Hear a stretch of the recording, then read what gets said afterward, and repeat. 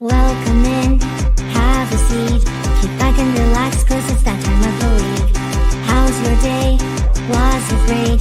Well, it'll get better with Otalku Cafe.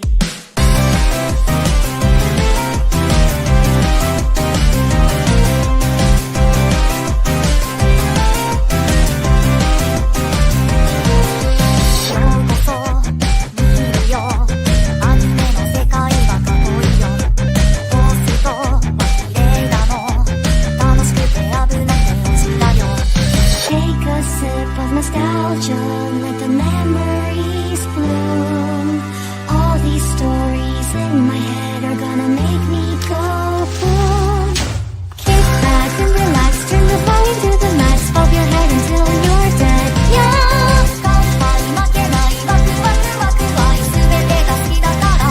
Yeah!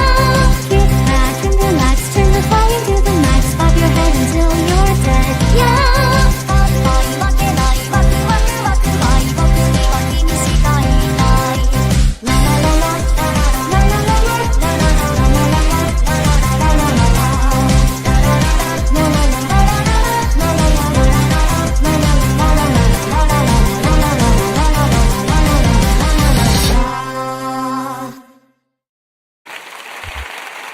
Gone Bower friends! Welcome to Otaku Cafe's part 2 for top 25 anime of the year.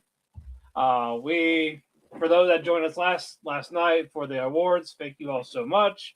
But we're not done with that quite yet, because joining me today, we have Ethan to give us his before we start our year. Minasan konbanwa. O genki desu ka? How you doing? How you doing?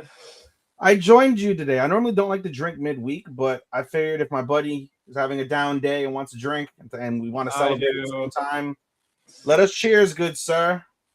Yeah, what do you got today? To a fantastic 2025 anime season, to another successful year as being your barely co-CEO, to being a good humble man, good sir, and to plenty of more wonderful things to come. I salute thee, good sir. Kanpai. All right. Dewa, hajimashou ka. Very, very, very good. But Starman and Chris will join us whenever they arrive, but really no rush for them since we're not doing our 25 yet. I'm excited for that because I'm pretty sure all of our lists are going to be completely different. Hi, mochiron desu. So it's going to be a lot of fun. Going to be a lot of what? Are you kidding me? Indeed, sir. But yeah, so we will get to we'll start with you. Are you ready to talk about what you got? Yes, sir, I am. And, Hi, senpai. And I'll tell you what we won if you didn't listen or look at the Facebook page. We'll tell you what we picked. I did not. All right. I was tired and I got distracted. And I got you. No, you had a comedy show. We were all tired. So yeah, not just a comedy show. I was at Mick Foley here in Orlando, Florida. He didn't do the gimmick. I was like, man. He teased it. And he's like, nah, and everybody laughed. And then he didn't do it. He didn't like go back to it. He mentioned Orlando once, and everybody's like, woo! But then he didn't like say right here in Orlando, Florida. He didn't say it. It was like, that's a shame. It's a little bit. That sounded awesome. Big Foley's always great to hang out with. It was. He was nice to meet. Gave us our time. He was tired. I wanted to ask him about that video that I showed you in our wrestling group. Yeah. I had a follow-up question. And he cut me off, and he's like, "I don't want to be mean, but I want to go home." He straight up, and I was like, "I respect. I will get up out of my seat, and you can finish off with the last 3 people, and I'll fuck off. Thank you, sir." Yeah, and I fucked off. Yeah, all right. And he was real, at least. I'm like, all right. No. I respect the honesty. Yeah, he's like, listen, I appreciate you, but I want to go home. Alrighty, so. Our first award was Worst Anime of the Year. Chris had The Beginning After the End. Sean had Lazarus. And I had Makina-san as a love bot. Worst anime. Yep. I don't have that in my list. Because that's usually like the disappointing, but to Daniel, it was like the worst. I don't. I have best everything. I don't have big. Okay, here it is. Got it. All right, I got it. I got it. Never mind. Good. I put biggest disappointment / worst anime. That's what. Yeah, It was. yeah, okay. Okay, Summer Pockets, easy. I'll round out the list. By the way, guys, to preface my list, two things. One, I normally give you guys statistics. I was supremely busy and lazy at the same time, so don't have statistics done at this stage. If any of you guys ever get a hold of this sheet, because yes, I have a whole Excel sheet with all of my winners over 2023, 2024, and 2025. Those do have statistics. I will compile them and I will send them to you in terms of the category winners and the category statistics in terms of what did the best. I just didn't get to that. Yeah, no problem. Also, secondly, I know you guys did a top 5. I did not do a top 5. I did a top 4 because remember, I just take the annual winners and I rank them based off of that. So bear that in mind. I do not have 5. I only have 4. So with that said, number 4 for that was Unnamed Memory. Number 3 for me was Killing Slimes for 300 Years Season 2. Number 2 for me was Disney Twisted Wonderland. And of course, number 1 was Summer Pockets.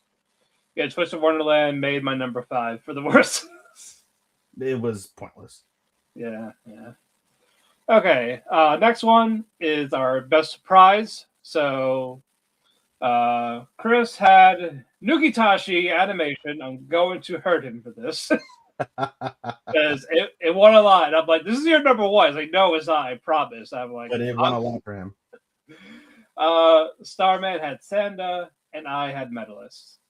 I had Honey Lemon Soda at 4, Sanda at 3, Summer Hikaru died at 2, and my number 1 for this was Kowloon Generic Romance. All right. I think that's the only. Sorry, no. It won only one other award. I'll get to that later. Everyone, I'm the only one that gave it a win somewhere. Very well, sir. This one, best season. Me, Sean, and Chris all said Summer. Not even close. Summer. Yeah. Second for me was Winter. My weakest was Fall, then Spring, then Winter. I had Winter 2, Spring 4, and Fall 3. I know. Yeah. That's it. With Fall, I just had so many low grading shows I couldn't put it above. When I looked at when I do the seasonal rankings, I go based off of how many shows made, and I do have statistics for that later. I did compile those fairly early on. I go based off of the amount of entries that I have in the 30. So that's my real number 1 statistic as it relates. And Fall is the least. It still has a lot, believe it or not. But it's all fairly close. But I'm sorry, Spring. My bad. Spring. I said Spring was last. Yeah. Spring wasn't even close. So yeah, Spring sucked for me. All right. Next one is opening theme. Chris had Our Last Crusade or Rise of the New World Season 2 opening theme. Myself and Sean both had Call of the Night. All wonderful choices. Number 4 for me, A Star Brighter Than the Sun. Number 3 for me, Honey Lemon Soda. Number 2 for me, Windbreaker Season 2. And number 1, I know you guys didn't love it. I did. Kaiju number 8. All righty. All right, now ending theme. Chris had Amnio Kaiten Reverse. Sean had Clevitus. And I had Apothecary Diaries, the second one. Very good. Number 4, Assassins Exceeds the Hero. My status is an assassin. Number 3, Kaiju number 8. Number 2, Shoshimin. And number 1, Unnamed Memory. All right. It was a disappointing anime, but the ED was good. Good. There's always a positive somewhere, like with One Punch Man. You know what? I like the OP. That's the only thing. You know what's interesting? Because Winter was so good, and I believe Unnamed Memory is a winter anime. Yeah. It won my worst, but I truly didn't have anything that disappointing in Winter. I gave it a flat 3. You can't give something a flat 3 and call it a disappointment, truly. But yeah, but you're also comparing it to Part 1, which you liked better. That's what you got hooked on. Yes, Part 1 was way better than Part 2, and right. So, it was what it was. But I still gave it a 3. Like, it's not. That's why it was the 4th ranked disappointment for me, because I'm like, it's truly out of all of them the least disappointing. But I know Chris was expecting me to say Juan Dance's animation. That goes up there in its own, nonetheless. You know. All right. Next up, the best soundtrack. Chris had My Hero Academia final season. Mm. Sean had Mobile Suit Gundam G-Quux. Okay. And I had To Be Hero X. Wonderful. Number 4 for me, Fragrant Flower Blooms with Dignity. Number 3, Solo Leveling. Number 2, Rock is a Lady's Modesty. And number 1 for me, Wand Dance. Again, Okay. the Wand Dance soundtrack is helped by the fact that they literally license legitimate music across multiple genres, both Japanese and English. Very good. No, I respect that. That's a lot of money to license. They Oh, must yeah. have had 100%. a full album worth of licensed music. So good.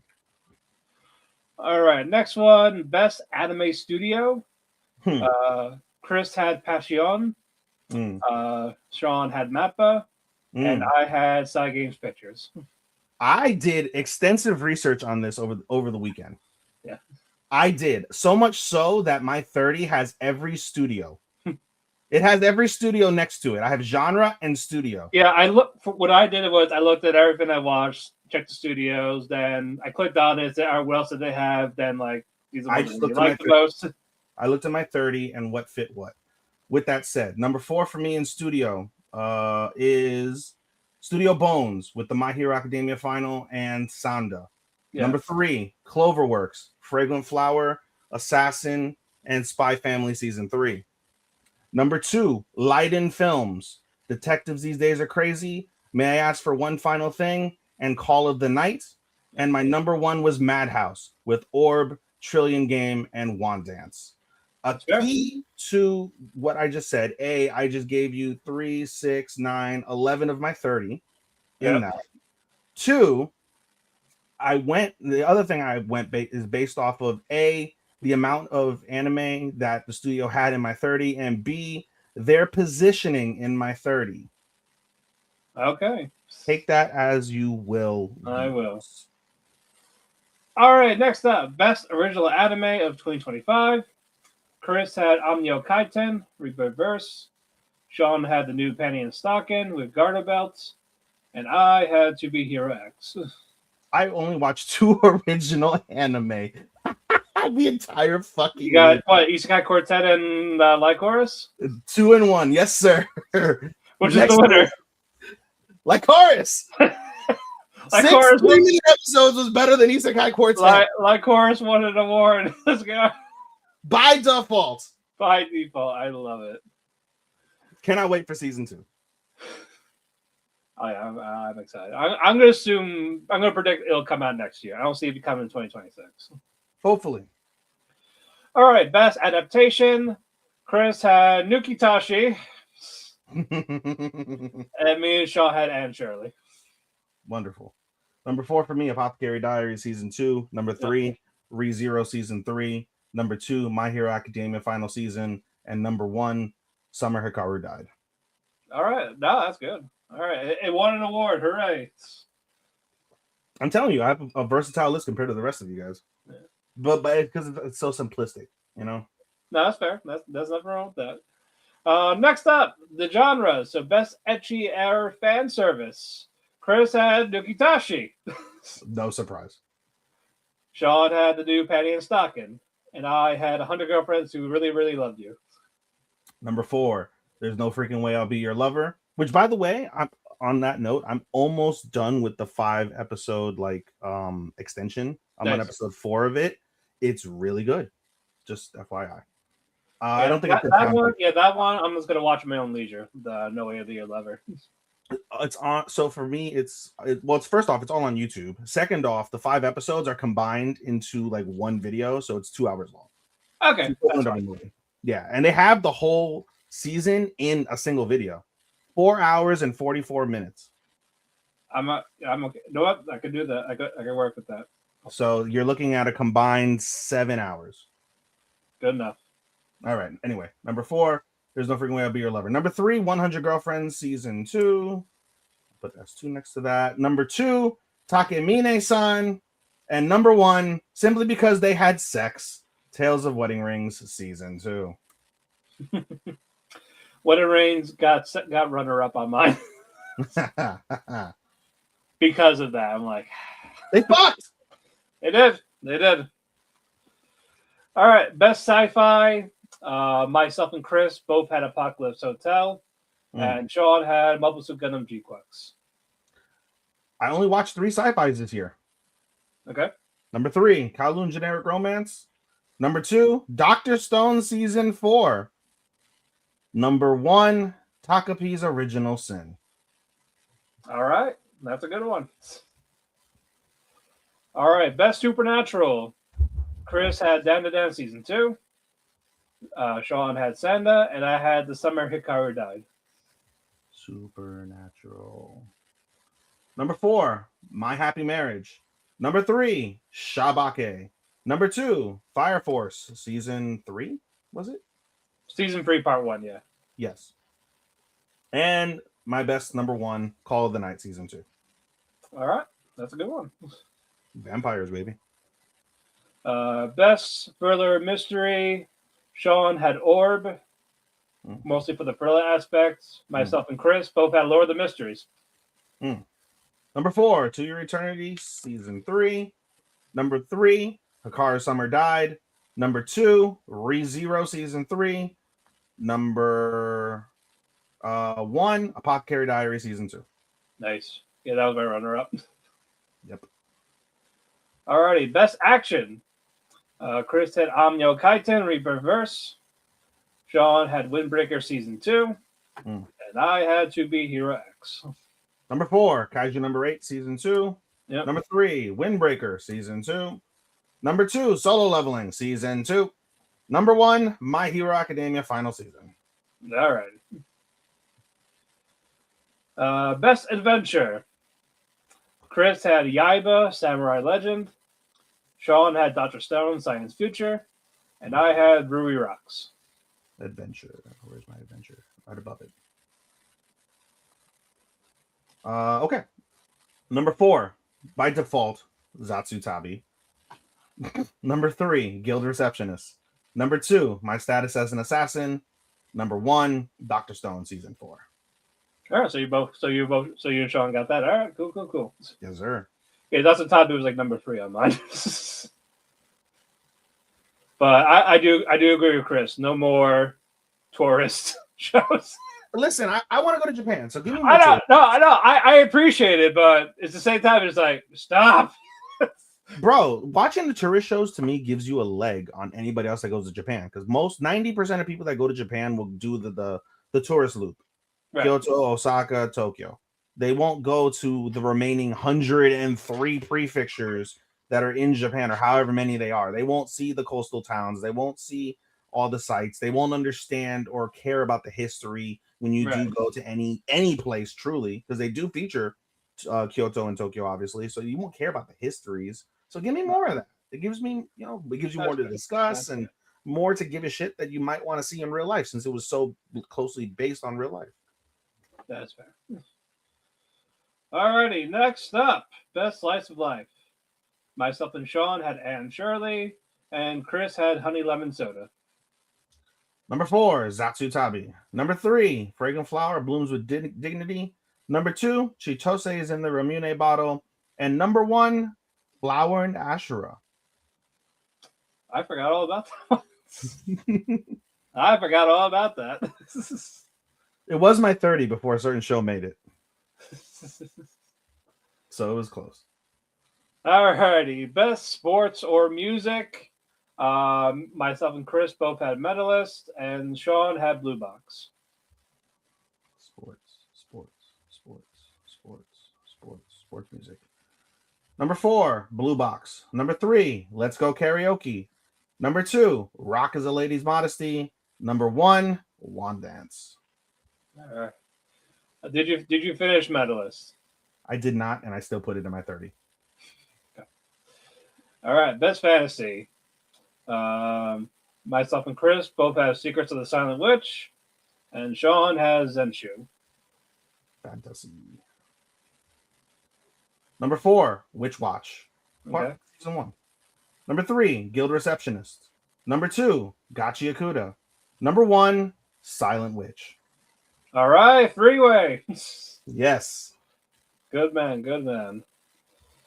Alrighty, now best comedy. Chris Nukitashi. No surprise. Myself and Sean, 100 Girlfriends. Number 4, Witch Watch Part 1. Number 2, 100 Girlfriends Season 3. Number 2, I said number 3 or number 2 then? 100 Girlfriends 3. Number 2, may I ask for one final thing? Number 1, detectives these days are crazy. Alrighty. I laughed far more at that than any other anime this year. That is fair. Alrighty, best romance. Myself and Chris got Fragrant Flower, and Sean has 100 Girlfriends. Number 4, A Star is Brighter Than the Sun. Number 3, Betrothed to My Sister's Ex. Number 2, Blue Box. And I am in agreement with Sean. Kowloon Generic Romance is my number 1. Actually, you're the only one that has Kowloon as their winner. Oh, what did you say Sean had? He had 100 Girlfriends. Oh, and Chris had Fragrant Flower. with you. Oh, okay, I thought it was Kowloon. Yeah, we both got Fragrant Flower. Okay, well. I don't know. Alrighty, best drama. I have Orb, while Sean and Chris had Takapi. Number 4, Anyway, I'm Falling in Love with You. Number 3, Chitose is in the Ramune bottle. Number 2, Shoshimin. Number 1, Takapi. Alright. Yeah, I was juggling back and forth with Takapi and Orb for the drama. It was so hard. It is. It's like 1 and 1A. The fact that it came out in the same season is crazy. Well, yeah, it is crazy. Alrighty, best movie. Chris has Colorful Stage movie, Amiku Who Can't Sing. Sean has Chainsaw Man, Reze Arc. And I have Given to the Sea. Number 4, Bond. Number 3, Chainsaw Man, Reze Arc. Number 2 is the movie, and I'm going on my first soapbox, Matt. All right, go ahead. Number 2 is the movie that I literally just watched 20 minutes before I got on this fucking show, 100 Meters.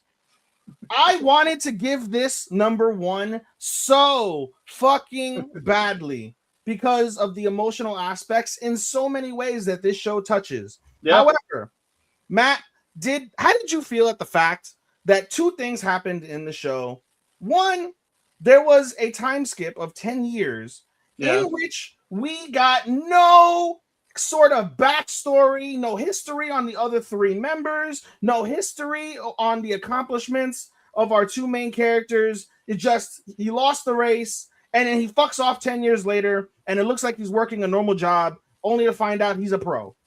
Where I'm doing the Trump, where did the other, anything, context, something? Yeah, that one I do agree with. Secondly, I know what the finale was trying to accomplish with them realizing their happiness and they're running happy for the very first time in their lives. Right. But should we not have had a motherfucking winner?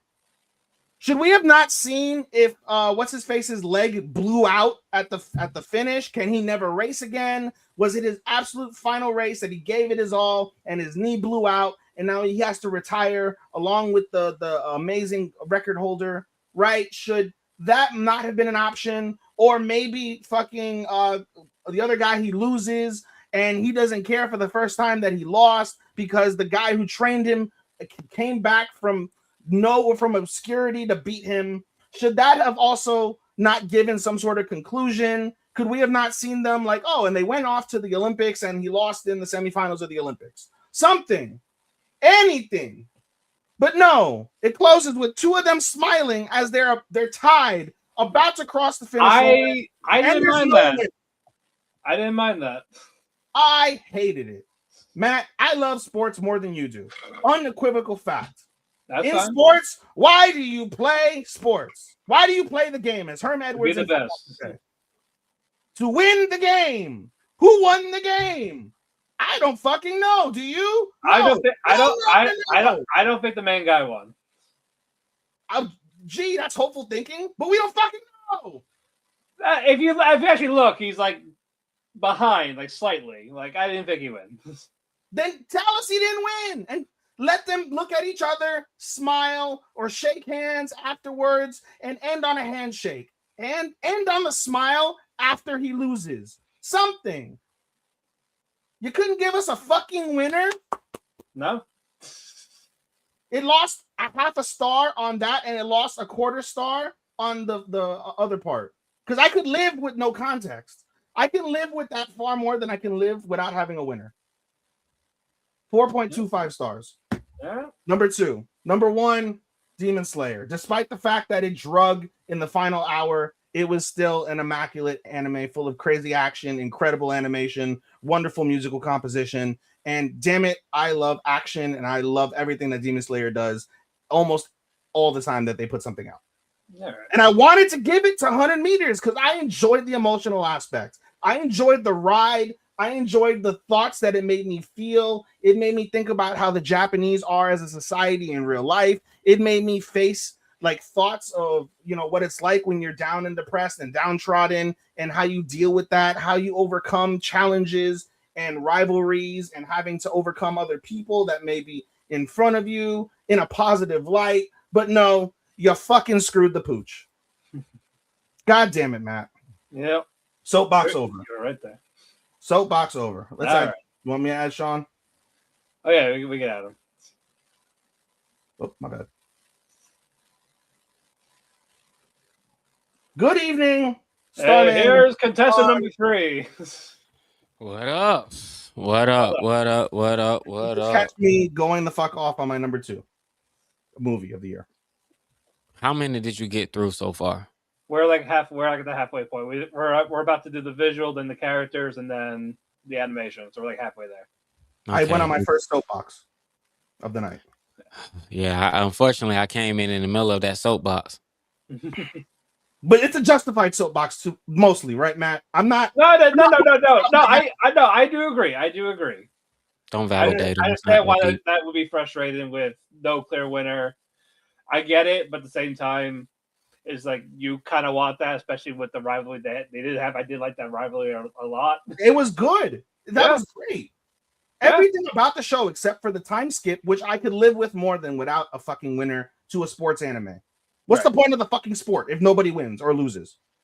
Imagine if they did like at least show us a tie. Imagine if they did a medalist. There was no season 2 a medalist, and the finale is she's doing her program and she has to overcome almost busting her ass after her other person did an amazing program, and fucking she comes through and she nails a triple axel Quinzel fucking spin to fucking seal it, and the crowd goes wild, and you see them put up her score and it goes black. They play the credits and there's never a season 2 again. How would you feel, Matt? I'd be annoyed. Thank you. Next award I'm gonna put on because I'm hot now. I've been I still halfway through my first drink and I'm riled up. Next award while I put all right. Best visuals. I had Lord of the Mysteries. Sean had Call of the Nights, and Chris had Honey Lemon Soda. Visuals, right? Breathe. Number 4. Breathe. Tranquilo. Tranquillo, señor. Number 4, A Star Brighter Than the Sun. Number 3, Honey Lemon Soda. Number 2, Called the Night Season 2. Number 1, Shoshimin Season 2. I just appreciate the movie backdrop of it. It's the best thing about the show. No, that's fair. That's a good one. All right, best fights. Chris had Rio and Norede from Gachi Yakuda. Sean had Bakugo versus All for One in My Hero Academia. And I had Queen versus Boa from To Be Hero X. I had to change this award because I had changed it in the finale. So, you know, for the first time, I'm going to give you a 5. All right. I'm going to give you a 5. Number 5, Nazuno versus Anko. Number 4, Shinra versus Burns. Number 3, Jinwoo versus Beru. Damn it, I fucked it up. I'm trying to copy and paste this shit in real time. Number 3, Jinwoo versus Beru. Number 2, Bakugo versus All for One. And number 1 is the... What was Chris's fight? Rio and Noerde. What was my one from fall that I changed it to? So like Reaper. Sean and Chris about this. I know it was Sean about this. What was it? Fight. Did I not change? I swore I changed it on here. the fight? Reaper versus what's her name? What's the hair girl's name, Chris? Chris ain't here yet. Sean. Hmm? Rhea Reaper. Who's the hair girl? Reaper. No, the hair girl that she fought. Why? I'm giving First winner. Bro, how you going bro, that disqualifies from even getting the award. If you don't know her name, how the fuck you gonna give her an award when you don't even know her name, bro? Like you just throwing it out there. You just throwing it out there because No, remember we talked about it on the show. bro, you don't remember her name. So it makes me I question didn't remember how her name back then either. Bro, you if you gonna really give her an award, you really got to remember her name, bro. Fine, go back and go versus one all for one. Fine. I won't give you a 5. I'll just go with what we had originally. No. Right. Okay, best protagonist. Junotsuke from Nukitashi for Chris. Golly jeepers. Sean had Sanda from Sanda. And I had Klein from Lord of the Mysteries. Protag. Where's Protag on here? Okay, number 4, Jinwoo. Number 3, Sanda. Number 2, Yamori. Number 1, Mao Mao. All right, very good. This is Otaku Cafe. If you're looking for the wrestling recap, that is going to be later on for AEW because Jake Sunfin is a trader who joined the Sickos. Have fun jobbing elsewhere. He really joined AEW? Yeah. Wow. Yeah, his new name is Jake Doyle.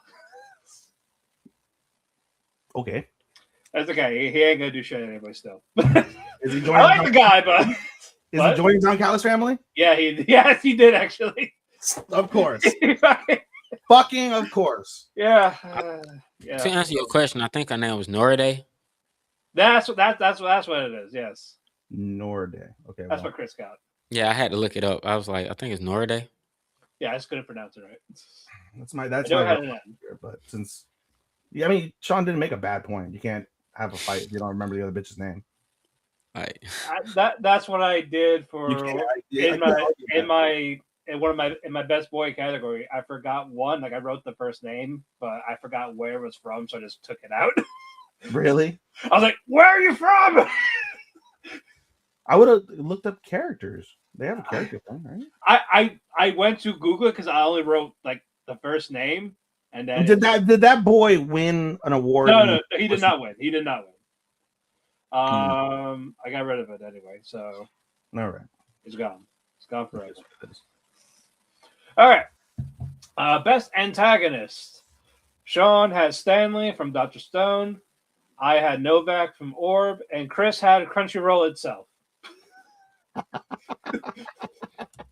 Yeah, that sounds like him. Like if he did that, I was like, bro. To the T, bro. Number 4, Mizuha. Number 3, Shinmei. Number 2, Novak. And Sean and I are twinsies. Number 1, Stanley. All right, best husbando. Myself and Sean had Rentaro from 100 Girlfriends, while Chris has Sakuchi Tose.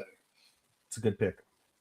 Number 4 is Arata from what was the name of that show now? Cut it out. No, I'm not cutting that one out. It's one of the romances. What was the name? Arata. Give me a second. I can fucking tell you.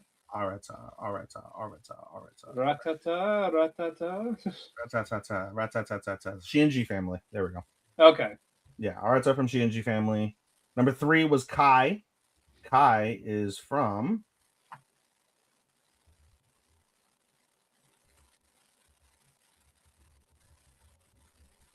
Honey Lemon Soda. Took me a second. Okay. Number 2, Sakuchi Tose, obviously. Number 1, Kiros from Betrothed to My Sister's Ex. Okay. Alrighty, best waifu. Chris has Tsukimiya from Amnyo Kaiten, Rebirth Verse. Sean had Pop Step from My Hero Academia Vigilantes. And I had Priscilla from ReZero Season 3. Give me a second to write some of these things down real quick. Actually, you know what? Oh, fuck it. I'll do it afterwards. That's fine. I'll do it during the break. Number 4 for me, Amelia from Assassin. Number 3, Priscilla, ReZero. Number 2, Mai from Bunny Girl. Number 1, Banri. I heard you when I was jumping on last night. Yeah, she was on my number 5. She was your number 5. She was my number 1, baby. I mean, valid. The best one out of the whole show. Mm-hmm. Alrighty, now next one is best group or duo. Sean had the Kingdom of Science from Dr. Stone. Chris had the Paranormal Ballbusters from Dan Dan Season 2. And I had Tsukasa and Inori from Medalist. I have Bofurine High School at number 4. Number 3, Team Subaru from ReZero. Number 2, Class 1A from My Hero Final Season. Once again, Sean and I are twinsies. Kingdom of Science is the number 1 for me. Alrighty. Now, best couple. Myself and Chris have Rintaro and Wagari from Fragrant Flower. And Sean has Nana and Ko from Call of the Night. Number 4 for me, you and Himari, which I want to change that so bad now that I know the finale of the fucking manga. I want to disqualify it, but I'm not going to. Number 3, Amelia and Akira from Assassin. Number 2, Uka and Kai from Honey Lemon Soda. Number 1, Kiros and Marie. From where? Betrothed to My Sister's Ex. Okay. Alrighty, best supporting girl. Sean had Pop Step from Vigilantes. Chris had Suika from Dr. Stone.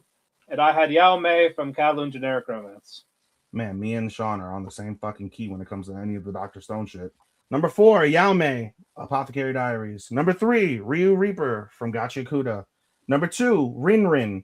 And I couldn't remember where the fuck Rin was. I swear, I was like, where did I get Rin from? Where did I get Rin from? And I'm not remembering now. Give me a second. Rin. Where is Rin? Supporting girl. Rin from Trillion Game. That's right, Trillion Game. Oh, the president. The president. Okay. Yeah, the president. Sorry, yeah. Rin. Yeah. And number 1, Suika. Oh, so you and Chris got that one. All right. I thought it was Sean that had Suika. No, Sean had Pop Step. Oh, that's right. He loves Pop fucking Step. I really do. I really it was do. the booty. I get it. I'm surprised that wasn't waifu. I'm very surprised that wasn't waifu. No, he got waifu. He got Pop Step for waifu. Who said it wasn't? I was just like, what you talking about, bro? Yeah, he did. All right, best supporting boy. Like what? Supporting boy, Sean had Shin from Sakamoto Days. Chris had Shunshiro from Catch Me at the Ballpark. And I had Matthew Cupert from Angelly. God, I gotta keep all these things up now. Give me a second, because I don't. These names, like I have the names, but I don't remember what shows they are. So I have to look at the season that I did it on and compare it to the 13. Okay. Supporting boy, number 3, Speedwagon, aka Bonshin, from To Your Eternity. What was number 4? Number 4 was Bond. Okay. Bond. Number 3, YUU is from. I want to say Fragrant Flower. I really want to. There was a U in Fragrant Flower, was there not? We have Shohei from Fragrant Flower. Is it you, Shohei? Fuck, I don't remember where the fuck you is from. This is gonna fucking piss me off. I don't remember where I had you. Why you? You, not me. You. Me. Not me. You. Where the fuck is you from? This is gonna drive me nuts. Whatever. I'll move on. Okay. Number 2, Reinhard. Number 1, Gwen from what's it called? Son of a bitch. Where's Gwen from? I had Gwen. Gwen. That's you. That's Gwen. Gwen is from. Oh, Apothecary. Sorry, not Apothecary. Kowloon. Oh, the other one. Okay. Yes, the other guy. Alrighty. Best girl. I had Anne Shirley. Sean had Rezi from Chainsaw Man. And Chris had Anastasia from Fate of Magical Princess. Number 4, Alina from I just had the show, damn it. I just said it. Fuck, where is it? Oh my god, where the fuck is the show? I just said it out loud. Guild Receptionist. Number 3, Kujirai A from Kowloon. Number 2, Wagari, Fragrant Flower. Number 1, Best Girl, Princess Scarlet. All right. Best boy. Sean had Rentaro from 100 Girlfriends. Chris had Takeru from Amio Kaiten. And I had Jinshi from Apothecary Diaries. Number 4, Rentaro, 100 Girlfriends. Number 3, Chitose Rumune Bado. Number 2, Jinshi, Apothecaries. Number 1, Kiros, Betrothed to My Sister's Ex. All right, and now the final award. Best animation. Number 4, Fragrant Flower. I didn't say our winners yet. My bad. I missed my cue. Go ahead. Sean had Gachi Akuda. Okay. I had To Be Hero X. Okay. And Chris had Lord of the Mysteries. All right. Number 4 for me. Where the fuck did I have it? Animation. This is right here at the top. Boom. There we go. All right. Number 4, Fragrant Flower Blooms with Dignity. Number 3, Solo Leveling Season 2. Number 2, My Status as an Assassin. Obviously, he's the hero. Number 1, Kowloon Generic Romance. Surprise, surprise. The 90s style animations won my final 2. What was your number 1 of Kowloon. best animation? Yeah. No, what was your number 1? I'm asking. Kowloon, yeah. No, for real. What was your number 1? Demon Slayer, because it's the best animation from all of everything. I got that. But that's a movie. Matt got the board going. That's what's up. No, for real though. Kowloon was the best animated show. Like this year was out a of year. Everything you've seen, that show had the best animation. This year was a year of the 90s animation style, and I fell in love with it again. Kowloon. I'm gonna let you two. I gotta let you two add it. Are you sure? You didn't say not Apothecary, like Kowloon. Because you know what it is, dude. At the end, like I said, this year was a year of the 90s style animation. It captivated me on a personal note because the reality of it is when we look at anime throughout all of our like recent times, like a lot of studios do animation better than others, but to the same degree, it's all based on the same principle. They've shied away from the yesteryear's animation style to go with the current trend, current models, current techniques, and things of that nature. And while there are plenty of anime that look absolutely stupendous, the fact that you're able to adapt the old into something new is, I think, a lot more commendable. I think, and we've gone on this soapbox before on many a front, when it comes to nostalgia, I am a severe antagonist when it relates to the anime community's love and dependence and just will to maintain and hold on to nostalgia. They don't open themselves up to anything new because they're so hyper fixated on what was back in their day, back in their childhood, back during whatever moment it was. They go back and watch a show 1 billion times. There's no set focus on wanting to move forward. So for those that don't have that fixation, it's refreshing when you do go back and you are able to grab an aspect of your past and see that it's well done and be able to, find comfort in that. Let me challenge you on that because you don't like older anime. Like every anime that is older from the 90s or early 2000s that has gotten rebooted, you prefer the reboot. You've never once chosen the original version over anything. You like the new style. So that's why I find this. But I chose the reboots because of the story. The story, even if the story is the same. Trigun is the biggest example of what you're referring to. I love the story way more.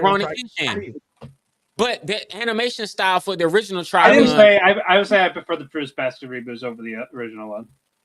Yeah, so that's what I'm saying. So I didn't watch the original one. I didn't watch the original one. But Trigun. I'm saying for me personally. For the shows that I have watched, I can still appreciate it. Akira, I hated the story. I liked the animation a lot in Akira. I'm one of the few that hates Akira. People look at me like I'm batshit and I should be disqualified from anime talking. Fuck you. Go jump off a cliff. Nonetheless, I still appreciate the animation style. I still appreciate animation style from Cowboy Bebop. Still appreciated it from Trigun. Simplistic in nature, but for the times it worked. Going into the 2000s, all the shows that I watched, Bleach and Naruto, basic, super basic. But I can appreciate that, especially now as I've seen 600 anime over the last like 5 fucking years. So let me ask: when you say animation, what are your metrics when you choose like your best animation? I'm curious because Kowloon, it just sounds like, oh yeah, I love the character design of the main character. No, the character design is Like, what I look for in visuals, to be frank. I look at character design as a visual. the only 90s aesthetic. Then wait a minute. Then how come Kowloon didn't win best visual? Because I look at the overarching picture of that. So visuals, I feel more captivated. I feel more captivated when it comes to visuals as it relates to the newer stuff than I do the older stuff. When I look at the animations of the older stuff, again, I'm giving props to the fact that you're using the older style in a nice congruent story. And that lends itself to the plot and things of that nature. It doesn't deter from it. So the season Kowloon came out, you chose it for best animation that season, obviously. Yes. Okay, so you liked it that more than Secrets of the Silent Witch? Yes. You thought Kowloon was better animated than Secrets of the Silent Witch? Secrets of the Silent Witch was just the fights, and we didn't get enough of those. I didn't care about any of the other anime. It was okay. It was good. It was good animation. It wasn't bad animation whatsoever. It was good animation. The fight scenes, especially in the opening episode where she dispels the dragon, is phenomenal. But if you had given me more of that, then yeah, it might have won. But you can't. I'm not going off of one moment because everything else is very baseline. Everything with today's anime, for the most part, to me, feels very baseline, very cut and dry. Whenever I write my reviews, Lord knows I've got 48 pages of unpublished reviews from the year 2025 and counting. I always mention the plot, always mention the musical composition is, on a range of mid to fucking great. And then with animation styles, I will tend to mix visuals and animations together in the descriptive form of a review, but I will always hyper focus on the fact that for the most part, I say animation is good. I don't ever say animation is like stellar unless it really is stellar. Or in the cases of the 90s anime, I distinctly remember for both of them, I did highlight the fact that those 90s anime is what makes that animation, 90s animation is what makes that particular show's animation stand out as compared to the rest. You can go based off of the standard bearer of all animation, which is Demon Slayer. For me, I think it's the standard bearer of all of today's common animation, and then you go downward. And for me, you have your set baseline, which is 90% of the anime, and then the other 10% will gradually improve upon the baseline, and it becomes good animation, like really good animation. Call of the Night, fantastic animation, for example, right? Including the visuals. It's one of the best full package shows in terms of true total animation.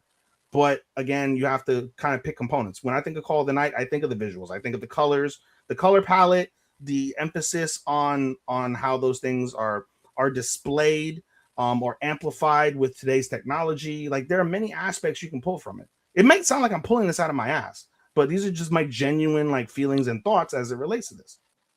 Hey, bro, this is your opinion, bro. I'm just here. I truly thought you were trolling with Kowloon, but I mean, if that's your favorite, hey, bro, that's your favorite. That's your favorite. Like, bro, I can't tell you what your favorite should be. I was just trying to understand your metric based off of what you glazed throughout the year. It's excellent animation, and sure enough, like, yeah, it's retro, but just because it's retro and it stands out, don't mean it's like Fragrant Flower is fantastic when it comes to animation, but I'm looking more at color palette, and that to me, when I think of color palette, vibrant, tenacious colors that stand out, or character design, those are all visual aspects to me. And visuals obviously carry into overall animation, which is why I've always never loved distinguishing the two.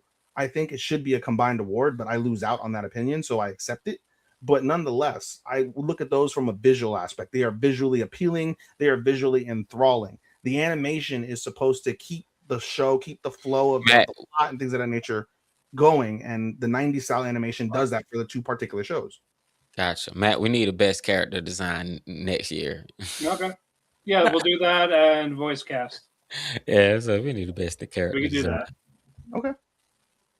But no, that's what's up, Ethan. Thank you for breaking it down. I appreciate it. I wasn't trying to police you. I wasn't trying to make this a soapbox, so this is soapbox number 2.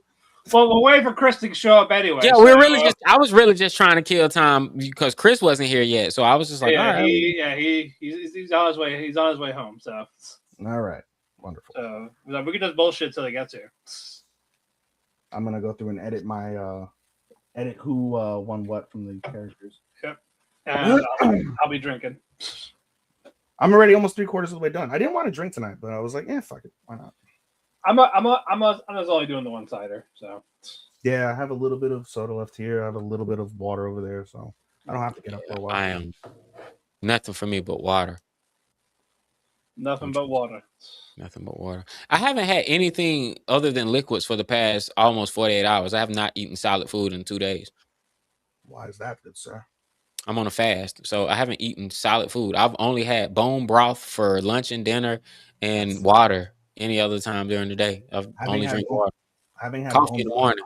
Coffee in the morning, but yeah, that's it. Just to cleanse, bro, because it's the beginning of the year. Did some drinking during New Year's, Christmas, party, ate whatever I felt like, dessert, burgers. Like I pigged out, man. And some are gonna be here before you know it. So I was like, man, I need to start getting in shape. I was just like, the first step to get in shape is to get my body acclimated to before I work out. I was like, man, I need to cleanse. I need to push out all the bad stuff, like get hydrated, get my cells, revitalized. And, tomorrow I'm gonna start back, tomorrow I'm gonna actually eat something. But yeah, it was only a 48-hour cleanse. Like, Okay. yeah, I just want to detox. That's pretty much what it is. I just decided, you know what, I'm gonna do a detox. Do a straight up detox. No sugar, no carbs, no nothing. Just protein that comes out the broth, But yeah. I mean, honestly, the first couple hours, the first day was hard. Today I was a little tired at certain points, but you take a vitamin, you kind of move around and you're pretty good. So, but yeah, I did that whole pod last night, just water, bro, like lit. So yeah. Just lit. Tomorrow. All right. Yeah. So tomorrow it'll be back. So no drinking though. I'm done. I think I'm done with beer until like the Super Bowl or some shit. Okay. My friend literally, he told me, because he's like, yo, can you come over next week for the playoffs, NFL playoffs? And I was like, nah, bro, I'm going to go into a indie show, or an indie wrestling show that night, so I can't. And then he's like, yeah, let's link for the Super Bowl. And he gave me the idea, like, maybe I should just reach out to people and see if I can do a Super Bowl party at the crib. I have enough interest. So far, not much, but nonetheless, it's worth a thought. Yeah, a friend of mine invited me to Dover Plains for a Super Bowl party, so we're gonna drive there, me and Bash. I gotta figure out where you is from. You got time to figure it out. You, where the fuck is you? There's a lot of yous. You. There's not a U in Takapi. There's not a U in Call of the Night. I don't recall. This is from like Best Boy. Best Supporting Boy. Supporting Boy. There's not a U in Hikaru. It's not blooming to you. Is it Boy Girl Friendship? Because that's a main character. If it's a Yu Natsume, then that's the Boy Girl Friendship. It's gotta be. But why did I put you as supporting boy? I don't know. You tend to put main characters as supporters, so I do. It is up my alley. Like Tanjiro, or why did I put you? It's so baffling. It's like I feel like I got to go back and listen to the summer podcast and fucking figure out why did I say you? Because I would have 100% given an idea. Was it summer? Yeah, this happened in summer. All right, that show was in spring, so not that. Okay, it's not you. Okay, there's not a you in Kaiju. There's definitely not a you in the Lover because it's all women. Secrets of the Silent you don't. Yeah, you didn't say Yuma because that's Rascal. No. Is there a you in Witch Watch? Don't think so. In Witch Watch, was that still airing in the summer? Yeah, that's why I picked the 13. Okay. There's a Yuri. Let me look at something. Anime. 2025 season, summer, advanced genre. No, it's advanced genre Is tag. there a U in Clevitus? I didn't watch Clevitus. Oh, I thought you did. No. I'm gonna put Togedonkey? U. No, there's no U. There's not a. When I do a U search, there's not a U search. Let me do search, browse. Is there characters? Here we go. Characters. U, Y U U. You can't break. God, there's so many. This is stupid. There should be a way for you to break down. Like if you search a character, you should be able to break down like a season, right? Like season, year, things like that. When you're on analyst, and you just go character search, and it's just like, all right, there's an index of every anime character ever. Trying to put in a U is ridiculous. I have no idea where I put a U. No fucking clue. U.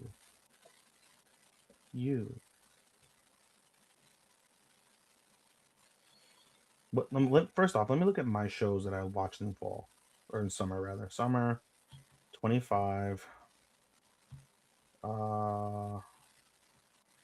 Only My Anime. Chainsaw Man, Fragrant Flower. Is there one in Fragrant Flower? In Fragrant Flower? Yeah, is there a U in Fragrant Flower? Oh, probably. I lied. I'm looking at. There's a Shohei, there's Saku, and Ayato. There's not one in Kaiju, not one in Hikaru, not one in Takapi, not one in Call of the Night. Is there one in Secrets of the Silent Witch? I don't think there is. Chris will be here in less than 5 minutes. That's fine. I got 5 minutes to figure this fuck out. So we I figured it out. Mika Dono sisters. The main character of the Mika Dono sisters. That's right, because all he does is support fucking the girls. Again, the theme, the main guy. It doesn't matter. If the main guy does nothing but do supporting shit, then he's a supporting boy. That's literally he's a boy. You took support like literal. It's like a side character. Sean and I had this conversation. He's like, "You tend to take some shit literal," and I'm like, "I do. You do. I do. I'm not gonna lie." There we go. Mika Dono sisters. There we fucking go. I am satisfied now. I am perfectly. Was he your winner or runner up? It was my number 3. Okay, so who gets a shit? All this for number 3. Yes. But completionist, damn it. Leave me be. It's fine. Okay, so in a few minutes we will start, and when Chris gets here, we'll have him do his runner up, and then we'll get to the nitty gritty. Why all of 2 people have showed up? Yeah, we had a number and it went down. That's fine. You know what's interesting? I always look back because we always put my Twitch you didn't today, which is fine. But because we're only allowed 8. Yeah, that makes sense. Whenever I have an option, I put my Twitch there, and I always at the end of whenever you stream on Twitch. I don't know if you guys have ever streamed on Twitch. They will give you a stream summary. They'll give you a stream summary, and it'll tell you the amount of people, the amount of people that watched, the what's it called, the amount of constant viewers that watched. So you can have like 20 people joined and only 5 of them like stuck around. So for me, it's always 2 people joined, 1 person stood, and I have no idea because I have like less than like 10 friends on Twitch, and I don't really speak to like all but 1. And I know like to do it on Twitch, like you really gotta set it up on the Twitch account instead of just here. Yeah, because if you're doing it on just here, it's like really like it would translate. No category. What's the theme type of thing? Like like this would be a just chatting type of thing on Twitch. Yeah. I used to do Twitch. I used to get paid on Twitch. It was just always be something like that. But since we're just doing like on here, the algorithm type of thing doesn't really fit on Twitch. Yeah, the Twitch will go bye soon. So will it? I'm gonna I wanna do our own YouTube for the winter 2026, like a fresh start type of thing. Like it made no sense making it, and we're like halfway through a season, like a new season, new year. We got a YouTube as well, while still being hosted by these. It's like our own. Will it go anywhere? Probably not, but it's something. We can fuck around with it, and we just do the live shit. And if you do decide to do reels again, you guys should put them on that YouTube channel as well. So let's fuck around and find out. I'm down. Yeah, we do that. And like I said, if it doesn't work, we still got it. It's still there. It's just we can do whatever we want with it. It's just something for us to use. I'm down. But all right. Well, so real quick, I'm going to explain how we're going to do the top 25 or 30 from the honorable mentions to like number 11. It's going to be 5 each. So honorable mentions are 5. Then we do 25 to 21, 20 to 16, and 15 to 11. After that, it's a straight one at a time for the top 10. Oh, we switched it up. We did this last year, so I don't remember. Yeah, that was Sean's idea for last year. So like, that makes sense. We could do that for that and then top 10 we just go this 1 and 1 type of thing. Because again, it's 30. It is a lot for the 4 of us, so it makes it good. We can talk about like a little bit. If I get like a long little post type of thing, I got that up. I got mine already set, so I don't have to like write them. I can just focus on writing yours while getting the pictures up. So I got that saved up from on my WordPad. So I am ready for that. So, what? I was like, what's interesting is doing it this way, like where I'm adding the things will help me when I make up the statistics that I never gave for these. Gotcha. But guys, do you want to do our album mentions while we wait for Chris? And once he gets here, he could do his, and we get the ball rolling for the 25. Hey man, if you think that's what, hey man, you the host. I mean, you the host with the most. I still need to be courteous and ask. Oh yeah, true. Yeah, man, I'm ready to roll. However you ready to roll. All righty, so we'll do that. We'll bullshit a little bit when Chris gets here. We'll do his mentions, and then we'll do the actual list all together. We'll do it like that. So, Sean, for honorable mentions, what is your 5 honorable mentions? All right, my 5 honorable mentions. All right, now I gotta pull my list back up. All right. Oh, he's here anyway. Look at that. Yeah. Okay. Hold on. We can just hold back. Hold off. We can hold off. Hold on. Shut the Yo, mouth. I'm alive. You are Chris alive. just got here. You think Not he has for the long. list? Chris just got there. I'm waiting for your Nukitashi. What, my new Katashi? How'd you know? You just told me. Matt, that sounded low key gay. You should have had a pause It at the end. is. Waiting for your new Katashi. Let it be. Wait, okay, so what do we do? We didn't start yet. Okay, We 30. were just about to start. Awesome. I beat the buzzer.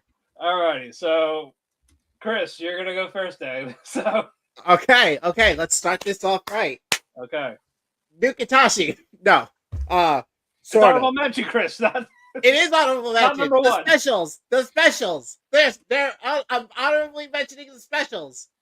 I thought I was gonna say special 1, special 2, special 3, special 4, special 5. All right. No, there's only 4. There's only 4 episodes of the specials. They're all just 26, 5 minutes before. 30 to 26 are the new Katashi specials. What's 20? No. It's just 30. It's just 30. Okay. Yeah. Horde. Let's go. That's it. I just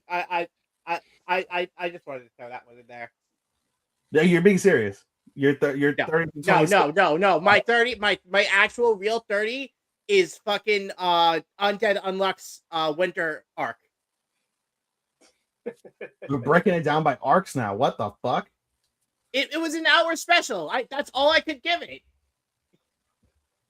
It was an hour special. We got fucking awesome fight, and we got lore on Billy. I think his name was Billy. Yes, Billy. I mean, it was a special. I didn't even count it because it was like a special. Like, All right. Now let's start. What's your number 5 honorable mention? For me? I'm waiting for Chris. Well, I didn't Oh. hear No, that was it. The Undead Unlocked Winter arc. for all 5. What's your 29 then, Chris? Like 30, 29, 28, 27, 26. Fucking hell. I thought we were doing. He memorized that one, and he's like, "Oh shit!" Okay, that was 30. So Undead Unlocked Number Winter 29 Special. is Record of Ragnarok. Number 29 is Record of Ragnarok Season 3. They beefed up the animations. We're actually getting plot. Let's go. There were some points that I was slightly disappointed by, mostly in the Tesla fight with like how they changed Tesla's reaction, and they completely botched his dying speech. ReZero Season 3, since we only got like fucking 5 we only got like what 5 episodes 8. for this arc, or I mean for this year. We got 16 for all. No, but didn't it start last year? It started in October and it finished in April. Yeah. Oh, Yeah, Okay. we counted like all of it for. Mm-hmm. all right. My number 27. But it's still ReZero, right? Yeah, Silver Zero. Okay. My number 27 is My Hero Academia, the final season.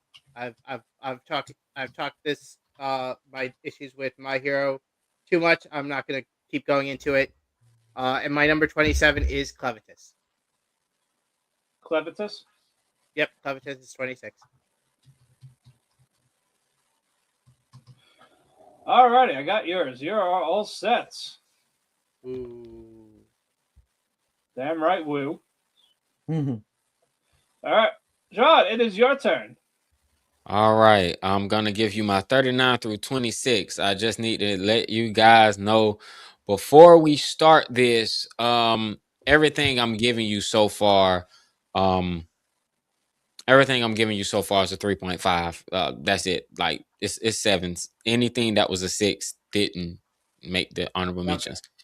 Number 30 is Rising Up to Shield Hero Season 4. Number 29 is Toga Nanaki. Number 28 was Zenshu. Number 27 was Apothecary Diaries. And number 26 was Fire Force Season 3, Part 1. Mm. Well, it was a Fire Force, you said? Yeah, Fire Force Season 3, Part 1. Yep. I'll put them in the chat as I go. Yeah, you are actually good. So just add them all together. Where are you?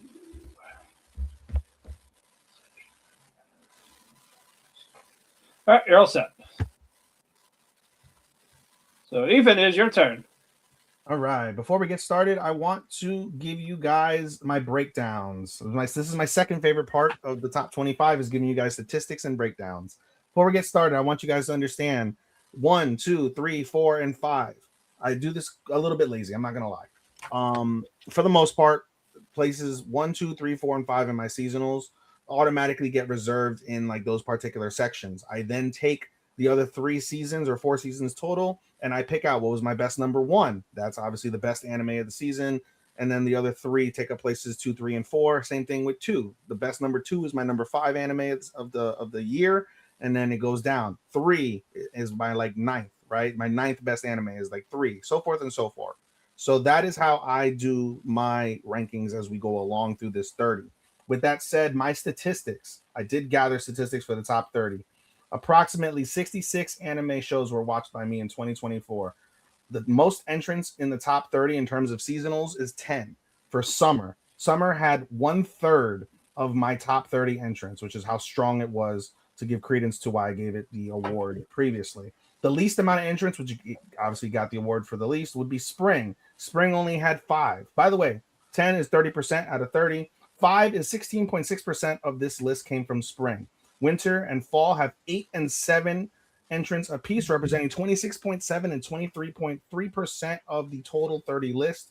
With that said, combining 47%. So out of winter and fall, which were fairly close, 47% of this list encapsulates winter and fall entries. There are 23 different animation studios that are featured in this 30 list. In addition, of the 30 list, 7 anime or 23.3% are of action genre. 6 or 20% of it is romance. 4 of them are dramas or 13.3%. Comedy is also 4, another 13.3. Mystery, there are 3 mystery anime in this top 30 or 10% of the total population. Adventure, there are 2 anime of or 6.7%. Slice of life, sci-fi, horror, and sports all equivalent 1 apiece or 3.3% apiece. Approximate totals for 100% of the entire top 30 for 2025. Questions or concerns from the panel? Please. Yeah, what the actual French fried titty fuck? I'm kidding. I put effort for this part. Are you autistic? Do you have a peanut A allergy? little bit. Here, little bit. this peanut. Tell me if you're autistic. With that said, I want to start off my number 30 by saying that if I had actually finished this show, I would have for sure rated it higher, and that is Medalist. I got 4 episodes into Medalist, and it made my top 30. That's how good it was. That's all I got in, and I'm very confident that if I would have finished it, it would be higher. So for that alone, it has made my 30 after 4 episodes. I don't care what people think. It was that those 4 episodes were that good. Number 29, 100 Girlfriends Season 2. Number 28, despite its awful CGI, I loved everything else about it, Wand Dance. Number 27, Spy Family Season 3. The best, in my opinion, season of Spy Family. Sean and I discussed this. I think it's the best season. Thoroughly enjoyed this season the most out of all of them. And number 26 is one of my favorite comedies of the season. Detectives These Days Are Crazy. Wow, pretty low. I liked everything else better. I mean, fair. I was just with how you just hyped it like before. I mean, To win my comedy, it could win my second place in comedy of the year, but it did. No, I thought I'd probably be like like maybe like low 20s, but I thought it'd be top 15 the way he gassed it, but no. I will say this when it comes to Detective These Days Are Crazy. You guys know I'm not a fan of what's that comedy? Specific comedy that we like the same thing like Shikanoko slapstick comedy. This is truly a slapstick comedy, but these jokes and the timing of the jokes throughout the season, they fucking hit. Every episode of that show, I died at least like once for the most part. I think for every episode, I had a laugh my ass off moment at least once because of how random and stupid it was. But given the context of the story, despite the fact it wasn't too linear, there was still some lineality to it, enough for me to be able to be more engaged than with the other shows. That and the fact that the main character was also an adult, and a couple of the characters that were featured were of adult age, I think helped as well from a relatability standpoint, given that the main character's in his mid-30s and is old and fucking past his prime and shit. With some of the jokes mixed in with the teenage characters, I thought it landed really well. So out of all the slapstick comedies I've ever seen, I think I'm fairly confident saying this is probably like my favorite slapstick style comedy I've ever seen. But nonetheless, I still enjoyed 25 other anime more. That's fair. Alrighty, but yeah, when I talk about this, I enjoy these shows a lot. Tough call. What you call it? Tough call with picking out what goes where. Shame that some got left out. I just want to know, like, these are not bad. These are what stuff we watched, we enjoyed over the course of the year. Everyone's gonna have a completely different list. Maybe we got some recommendations for people just when you hear us out. Ordeal. So I do want to give these like the love it deserves for I love anime, what we enjoy. So with that, my 5 honorable mentions. The number 5 or number 30, Faded Magical Princess. It could have been a little bit higher on the list if it didn't have that ending, but on that, it's still beautiful. Other characters, nice of what you want in a fantasy type anime. Number 4 for honorable mention, Ranma Half Season 2. I liked it. Nothing wrong with it. Just more of I liked everything else a little bit better. Still fun. I'm still looking forward to more when we get to it. Number 3, Honey Lemon Soda. Rough start for me personally. It was almost in the drop, but I got to know more about the characters, the actual romance of it. This surprised me. Visually stunning. Nice stuff. I don't know if we are going to get a season 2, but with what we got, it's a nice little. If that's the conclusion animation wise, I'm all for it. Number 2, Shoshimin, How to Become Ordinary, season 2. A lot better than season 1.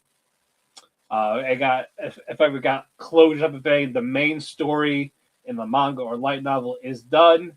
I don't know if we are going to get another one, unless we want to try to get the main characters reunited ordeal. But if this is the end of it, nice way to end it. And number 1, honorable mention, or number 26, Link Click Breeding Arc. It's only 8 episodes, but it was still enough to like get me hyped up for season 3 this year. I'm very excited for it. Can't wait for it to come out. It's also rumored to be a 2-core instead of just a 1-core thing, so I'm even more excited for it. But it wasn't enough to make it because those season 1 was in my top 5 when it came out. Season 2 was my number 2 in 2023. So it's a shame, sure, but you know what though, it still filled its purpose of what it needed to do. So yeah, that's my honorable mention 1 for that. Alrighty, so with that, this leaves us. We are on our actual legitimate top 25. So let us get right to it. So Chris, did you die? Okay. No, I'm good. You're good? Yeah, good. My number 25 was a real fun time, despite how ridiculous it was. That is Night of the Living Cat. I enjoyed the ridiculousness of this, despite this supposedly tense situation of people turning to cats. It had a good it was able to like bring back some of the or it was supposed to or it did a good job referencing a lot of homaging a lot of the old classic horror films like the Romero series and um whatnot. But yeah, it was really fun. Okay. All right. Yeah, Chris, Ah. Chris, it's 5 till we get. Oh, okay. So we're doing 5. Okay. Yeah, number till we get to 4. number 10. Number 4 is To Be Hero X. Why I love the hell out of the series. I feel like uh they robbed us by not constantly having the changing animation styles during the episodes and only having it during uh after the first 2 arcs and then disappearing until we got X back. I Okay. also don't like the fact that it's not in chronological order, which makes it confusing. So in order to understand what the hell's going on, you have to watch it in specific order to get the full picture.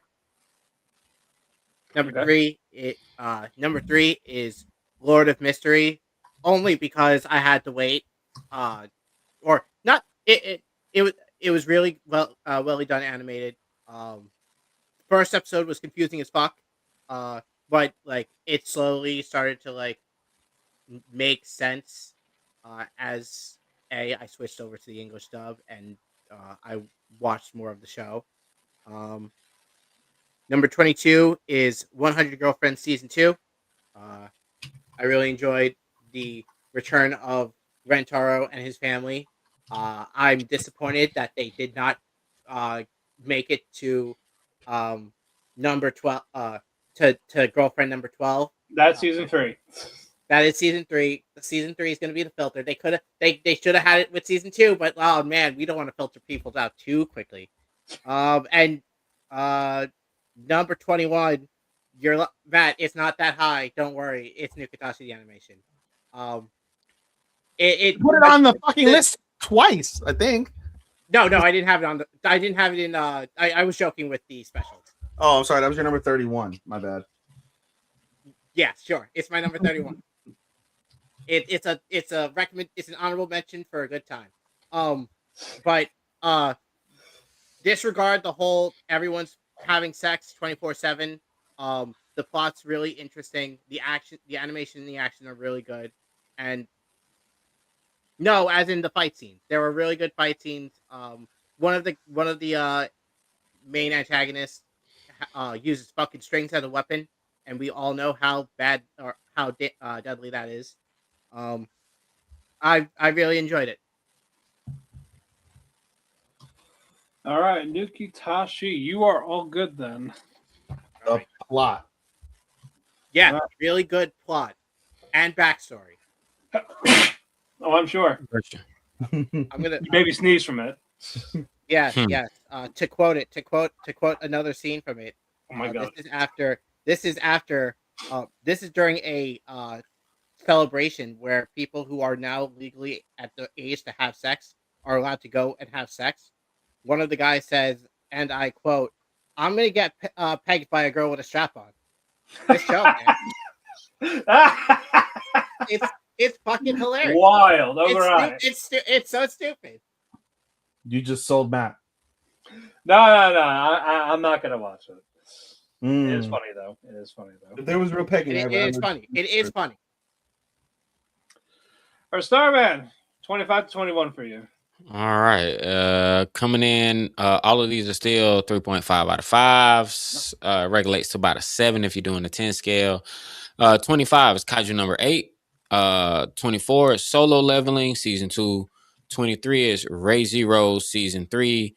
Number 22 is Blue Box. And number 21 is Windbreaker Season 2. Windbreaker Season 2 actually is a 4 out of 5. I will say I gave it a 4 out of 5, but after Windbreaker Season 2, everything else is 4 out of 5. It honestly almost made the top 20. Sorry. You said Kaiju 8, 25, Solo 24. What was 23 and 22? What's that? What was 23 and 22? Oh, 23 and 22. Ray Zero 23, Blue Box 22. I'll put it in the chat. No, I got. I just wanted to double check before I did anything.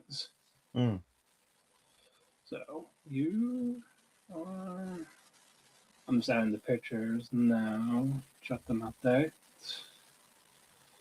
Do I have Kaiju out here? I do. Okay. All right. You're good. Ethan. All right. Just for the record, I just want you to know I didn't rate medalists yet. Obviously, through 4 episodes, I can't do that. Everything in my 30 is a minimum of a 4. And looking at it, I think if I recall correctly, my top 10, maybe my top 9 are 5s, if I recall. Don't quote me. Yeah, my honorable mentions are the 3.5. So now it's just 4 and up from here for me. Yeah, same. That's fine. I gave everything a 4. At least. You definitely do that. I do. All right, starting from number 25, I think. Let me see. 25. 2, 3, 4, 5. Okay, number 25 for me is Secrets of the Silent Witch. Really fun. Really hoping for a season 2. Number 24 for me is Kaiju number 8, season 2. It was a good season. We just wanted more. Looking forward to the final season. Number 3, There's No Freaking Way I'll Be Your Lover Unless.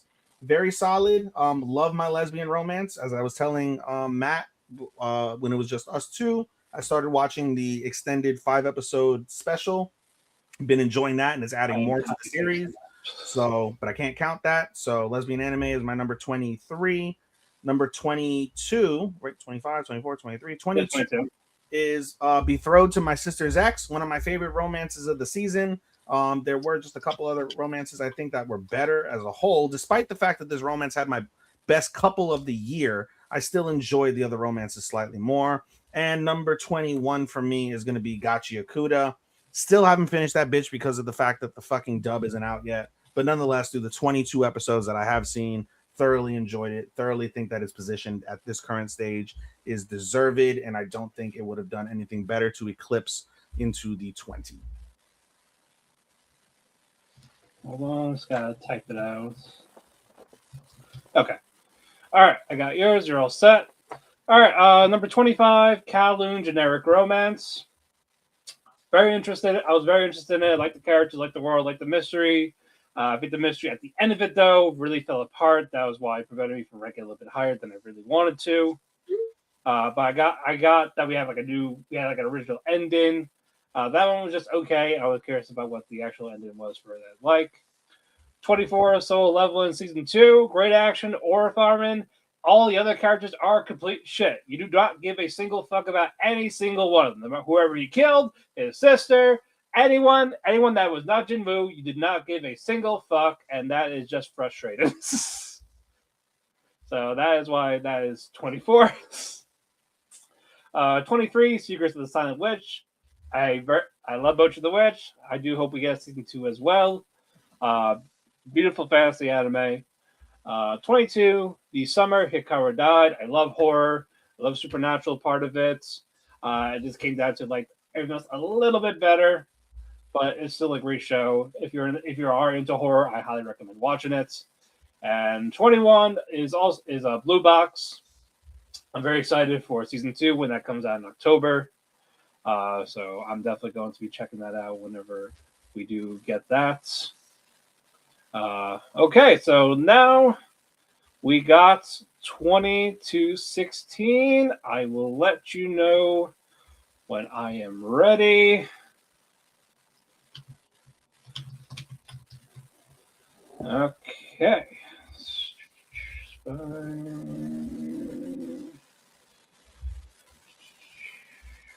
are you? I just want to get my format out.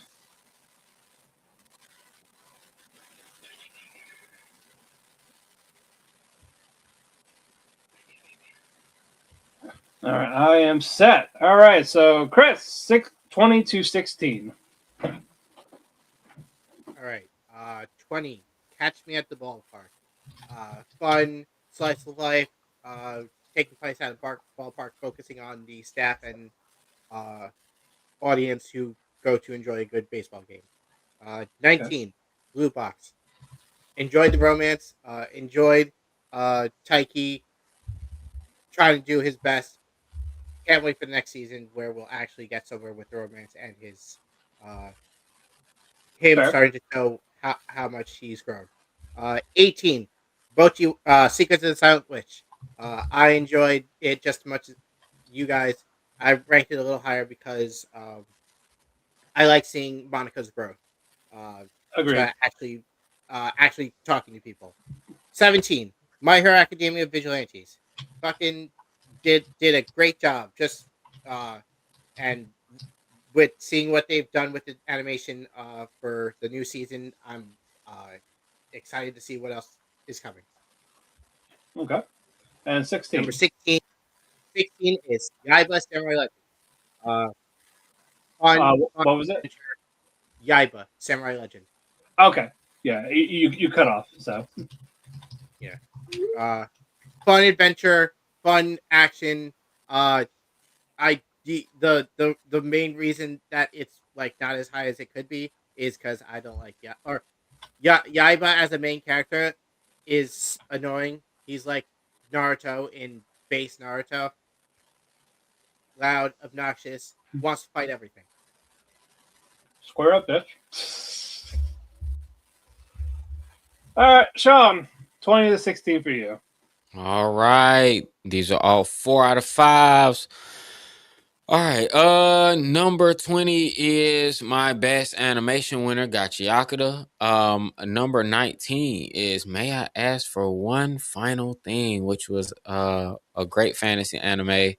Number 18 was My Dress Up Darling season 2.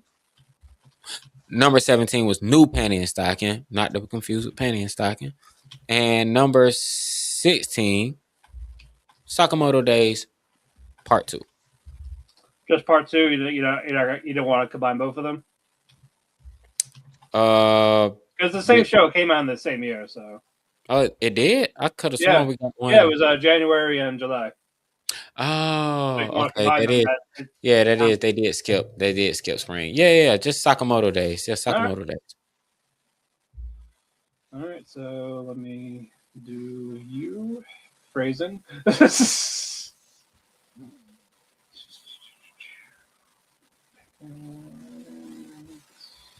already got you in here.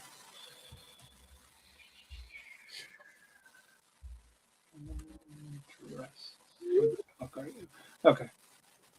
All right. So even 20-16.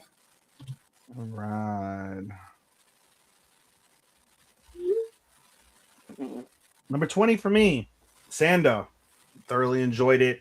I just liked everything else a little bit more, but can't complain about Sanda. Can't wait for season 2. Number 19, may I ask for one final thing? Again, my comedy of the fall season. One of the biggest surprises and probably one of the best dubs that I've probably ever seen. Um, Number 18, Honey Lemon Soda. Thought our main characters were quite cute. This is a slice of life. To me, it felt more like a slice of life than a romance, but nonetheless, I still enjoyed both aspects quite well. Sean, we had a good conversation about the visuals. Honey Lemon Soda is one of those where the visuals and the art style, the character design, all of that shone really brightly, but the animation, it being simple and pastel, didn't make it like, very or as high as some of the other shows that I watched throughout the season. But just to give you an example of when I think of Honey Lemon Soda, it's kind of to our conversation. Number 17 for me, Blue Box. Thoroughly enjoyed the entire season. I have been spoiled endlessly when it comes to the manga, and I cannot wait to see all of those scenes animated. I know we won't get the latest ones in season 2, but we will get something critical that I'm very much looking forward to. So can't wait for that. And finally, number 16, my status as an assassin exceeds the hero. One of the two 90s animation styles that was throughout the season. Um, Despite its flaw of the fact that the main character just couldn't get over fucking killing, which is his job, everything else about the show I genuinely liked. And again, another show I'm looking forward to season 2 on. Alrighty, very good. Now, for me, once this loads up. Alrighty. Number 20, Spy Family Season 3. Very much enjoyed this season. Lacking in the slice of life department except for Yor, but we got more backstory on Lloyd that was very needed. Ani got a chance to shine with the bus hijacking arc, getting closer to Damien as well.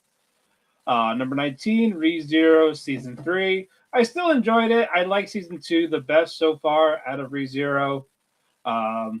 Archbishops are great. Reinhardt was like the MVP of that season. Also, Amelia trying to do her own separate page Muda to that Cornelius. I think I believe that's his name is. It was fun. It was fun. I am looking forward to season 4 in April. Number 18, Called the Night Season 2. Still visually beautiful. Only disappointing thing really was that it was the same soundtrack except for OP and ED. I kind of wish they had a little bit a different soundtrack. But that's a little nitpicky thing. I am looking forward to season 3 if we get it, because it had the dreaded the name of the episode is the name of the show, Curse. So it might not happen. But I am hoping it does. If it does, I will welcome it with open arms. Number 17, may I ask for one final thing?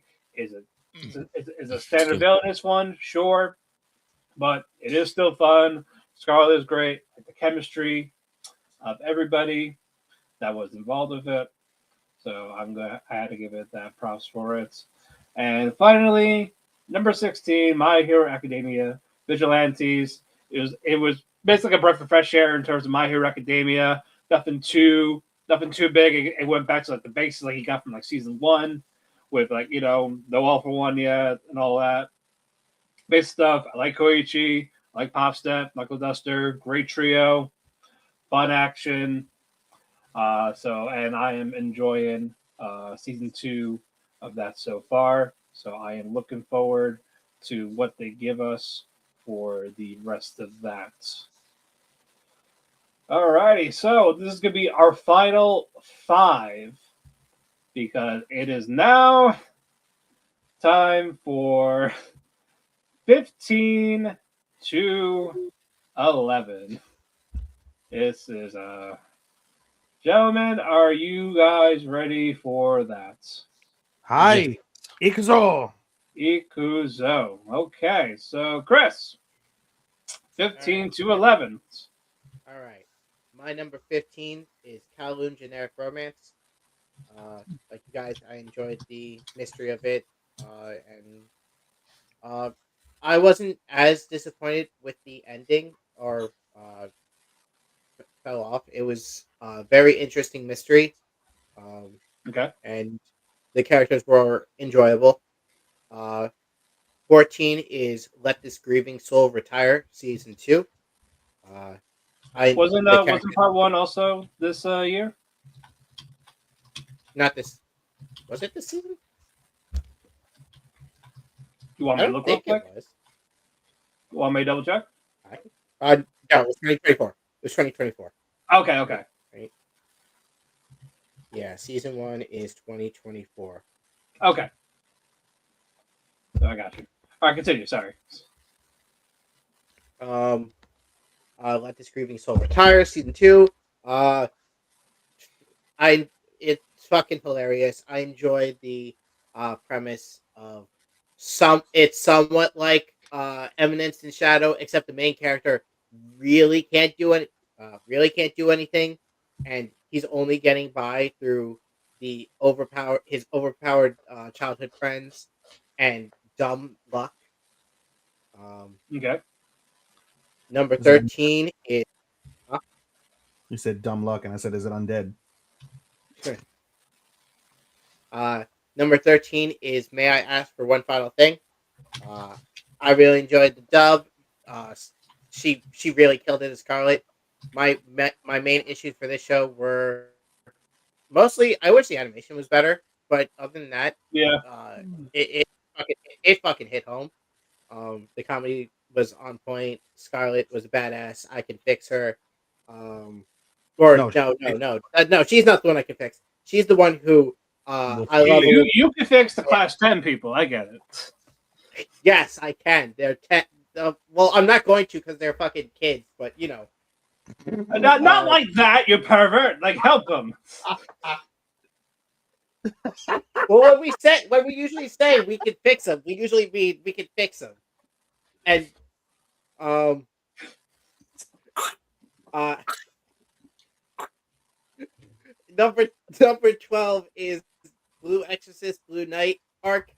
Um, or I fucking really they did such a good job. As I'm saying again, they did such a really good job on Satan, Please.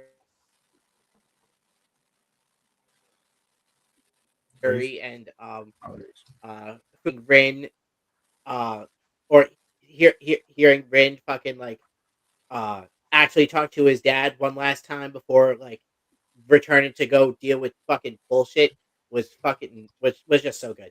And my number 11 is Honey Lemon Soda. I really enjoyed the visuals. The characters were all really good. I enjoyed Uka's growth, just like with Monica. Um, this, however, I feel like Uka showed more growth in actually like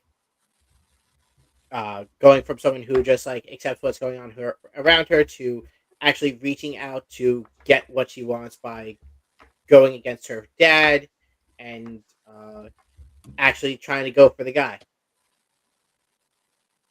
Okay. Starman, 15 to 11. All right. 15 through 11. Okay. For 15, I have Clevitis. For 14, Spy Family Season 3. It's one of the weaker seasons of Spy Family, but it was still good. Orb. It's number 4. It's number Ah, 13. But don't wow me. that's Orb is number 13. And Shirley is number 12. And the Seventh Prince is number 11. Oh, I gotta. I'm surprised you have Orb so low. Who, I don't think me? he liked Orb. Yeah, he didn't like Orb as much as the rest of us. Oh, Like, bro, like the way I've heard this list, I've been quiet. I ain't clapped back on nothing. So don't come to me because go Lord ahead. actually made Go my top 15. Go Like, ahead. bro, Orb made the top 15. Like, it was a good anime, and I give credit was credit's due. I'm not gonna shit on nothing. Orb had quality. It was good. It was not top 10, but it was top 20. You know what I'm saying? Like, I'm gonna give it its just due now. That's if you're gonna watch 20 anime of last year, Orb is one of them you should probably definitely watch. So yeah, I'm a show respect now. Pop off when you want to pop off. I'm waiting to like I waited till you finish. I said the wow, but I'll let you finish. Pop off Yeah, when you yeah, want to no. pop off. Go ahead. I know that's all good. How much did it hurt you to leave Seventh Prince at 11? It hurt a lot. It hurt a lot because Seven Prince was like one of my favorite anime that came out the whole year. Bro. But when I was completely honest, but since we about to do the top tens in a few, the way I do my top tens is my top tens is comprised of the seasonal, the best anime, like whatever one number one of each season, those gonna take up the top four slots. So it's not hard to guess my top four or top five. You just got to look at who I gave the best, number one spot to for the first four seasons. But when you come to 5 through 10, 5 through 10 is made up of what anime, um despite your scores, it's your score of 4 out of 5, what the weight of the season. Summer was the strongest season, so summer anime is way more because they had more competition, and from there it's pretty much concluded on how many awards did you get.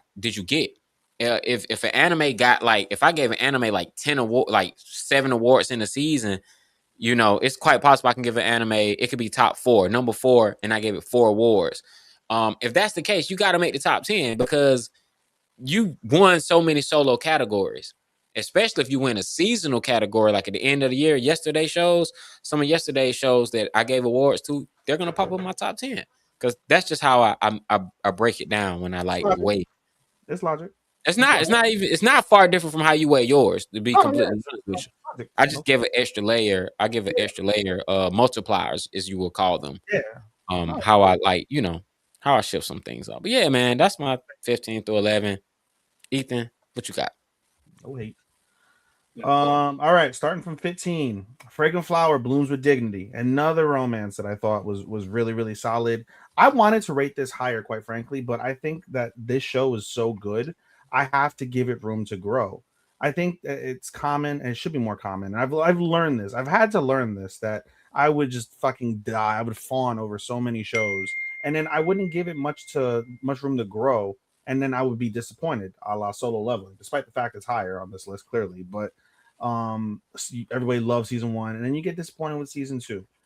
So many shows that are like that. Kaiju number 8, same thing. Fawned over season 1, season 2 left me disappointed. So I'm doing the opposite with Fragrant Flower. I really want this to really excel.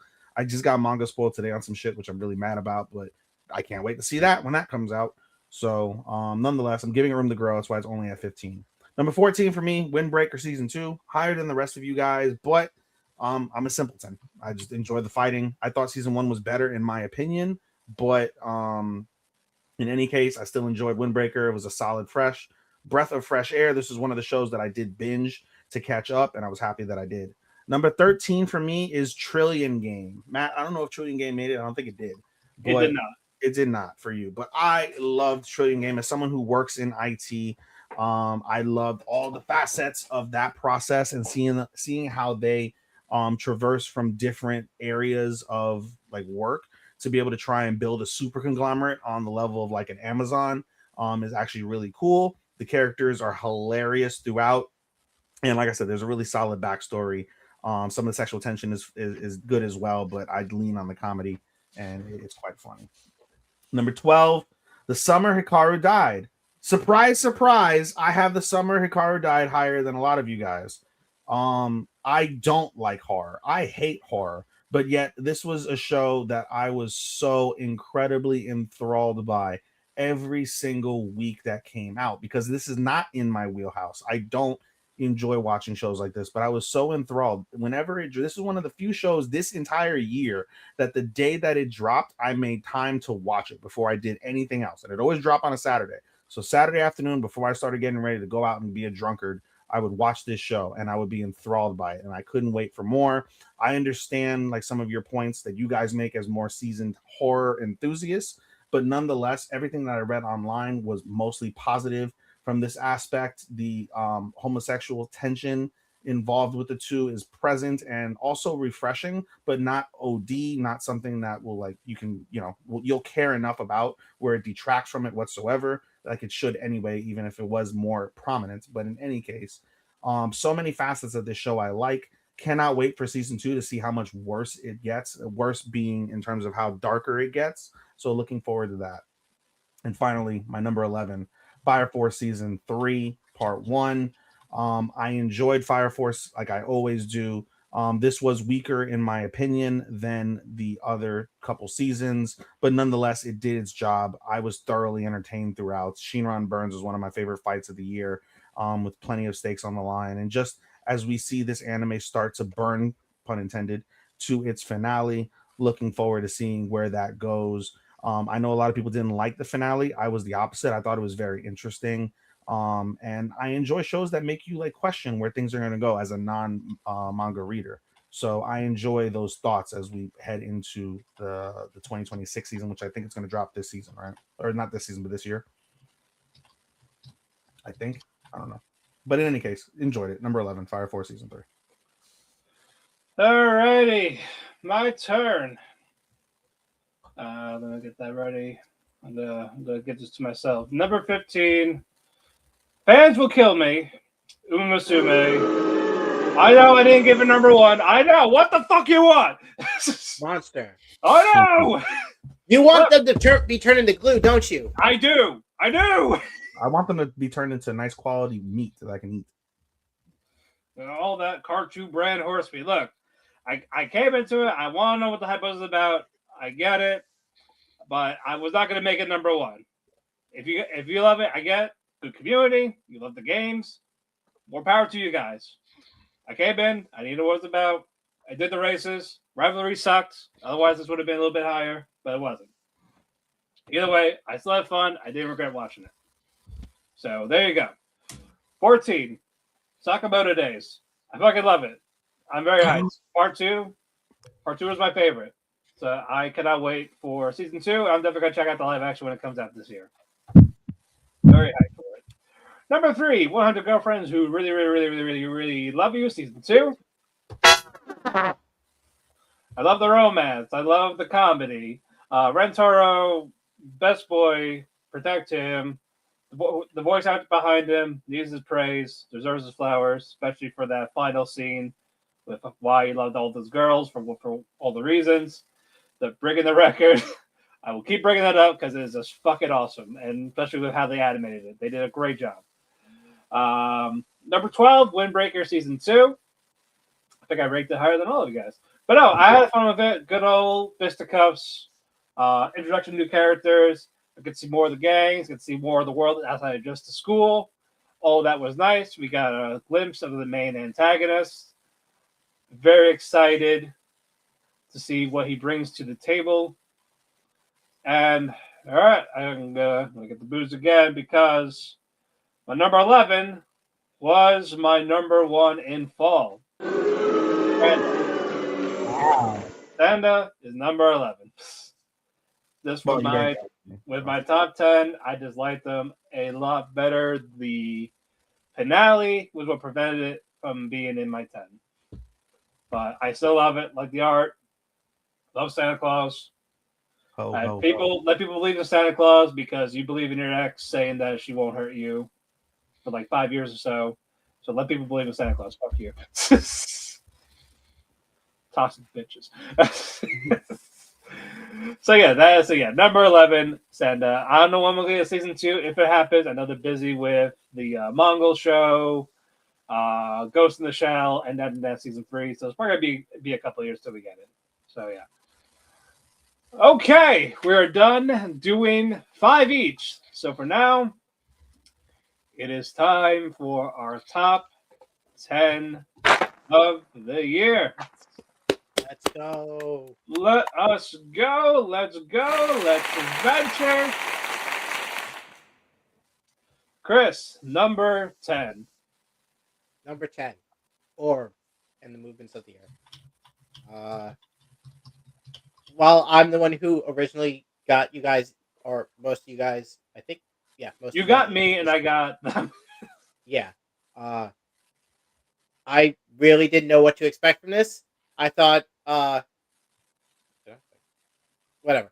Um, I was originally like surprised. Oh, this is pretty interesting. Let's see how far this goes. And it turns out, oh, hey, it's getting pretty fucked up. Let's fucking go. And then the final arc, or rather, yeah, the last arc and a half was ah. I mean, it was pretty cool seeing that Novak, Novak, the executioner dude, Inquisitor. Yeah. He's like, oh man, I'm having an existential crisis, and I'm slightly going insane because I've fucking got so many people killed, and it's all fucking meaningless. But like, I didn't really care about the chick at the time who was the main character. Um, and then the ending was just like, oh, okay, so that was just an alternate universe. All right, cool, I guess. But I enjoyed it nonetheless, and Kaiju was a really good song. So yeah, number 10.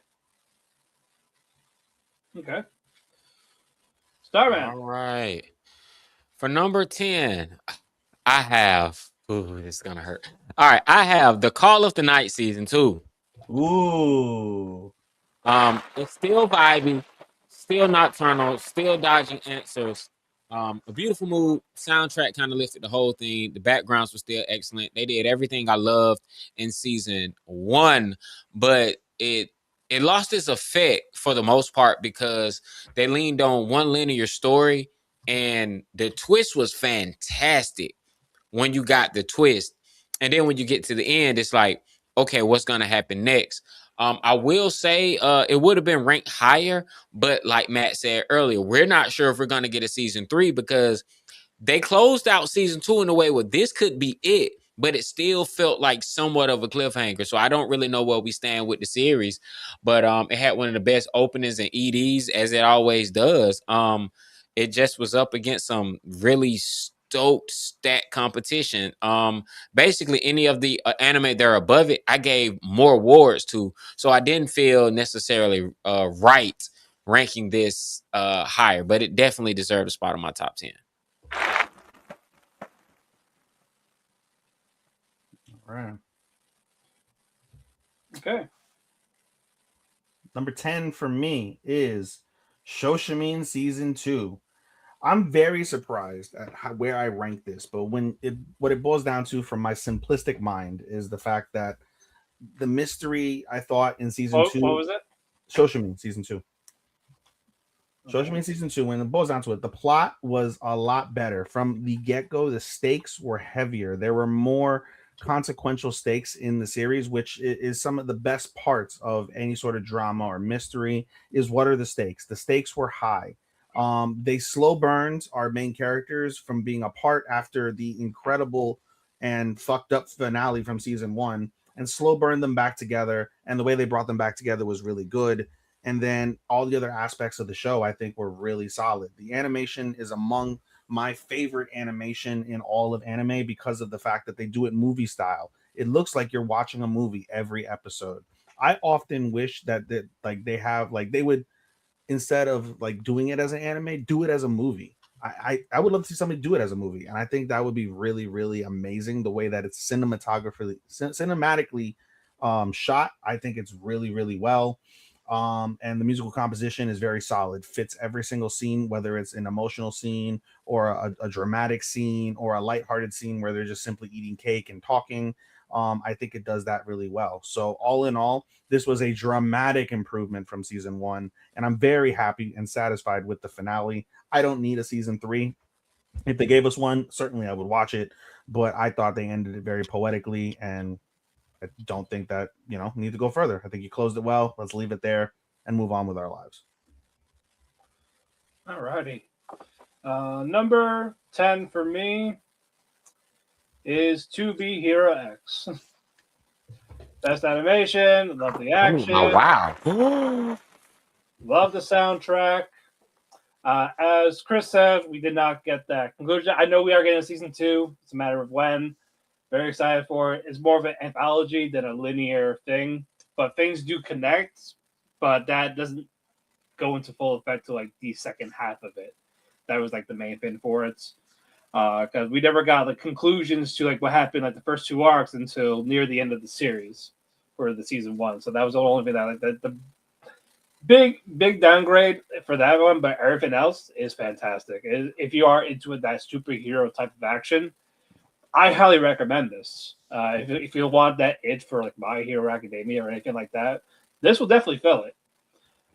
Despite like how I feel about it, like you get to learn about all these other heroes like X, Ghostblade, Isol, Nice. Nice's story in this is just wild in general, especially when we got to the end of it.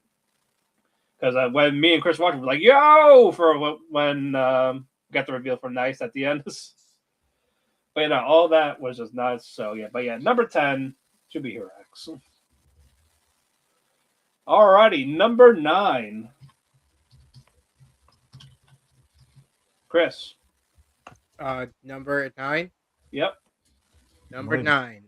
9. My number 9 is Sanda. This show was a really good surprise. I didn't know what to expect from uh Beastar's creator. But like she did a really good job with this.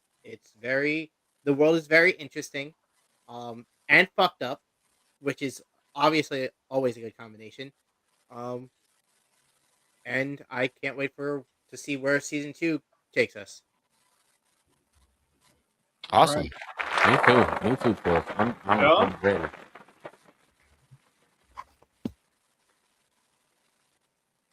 John? Yes. 9. Oh, okay. Cute. 999. 999. That means no, no, Nine. no. All right. No, Number no. 9 for me. Peak production, questionable pilots. I'm talking about Gundam Quooks. It was visually stunning, like top tier.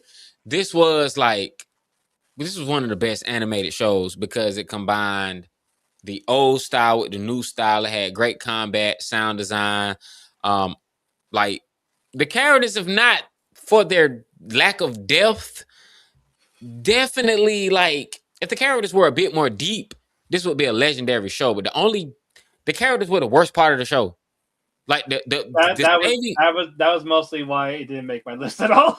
yeah, no, the characters were the worst part of the show. But despite the characters, the risk they took to not only combine one of the most quintessential universal century timelines with something new and this trigger style animation, it was like, what am I watching? I've never seen a Gundam series like this before.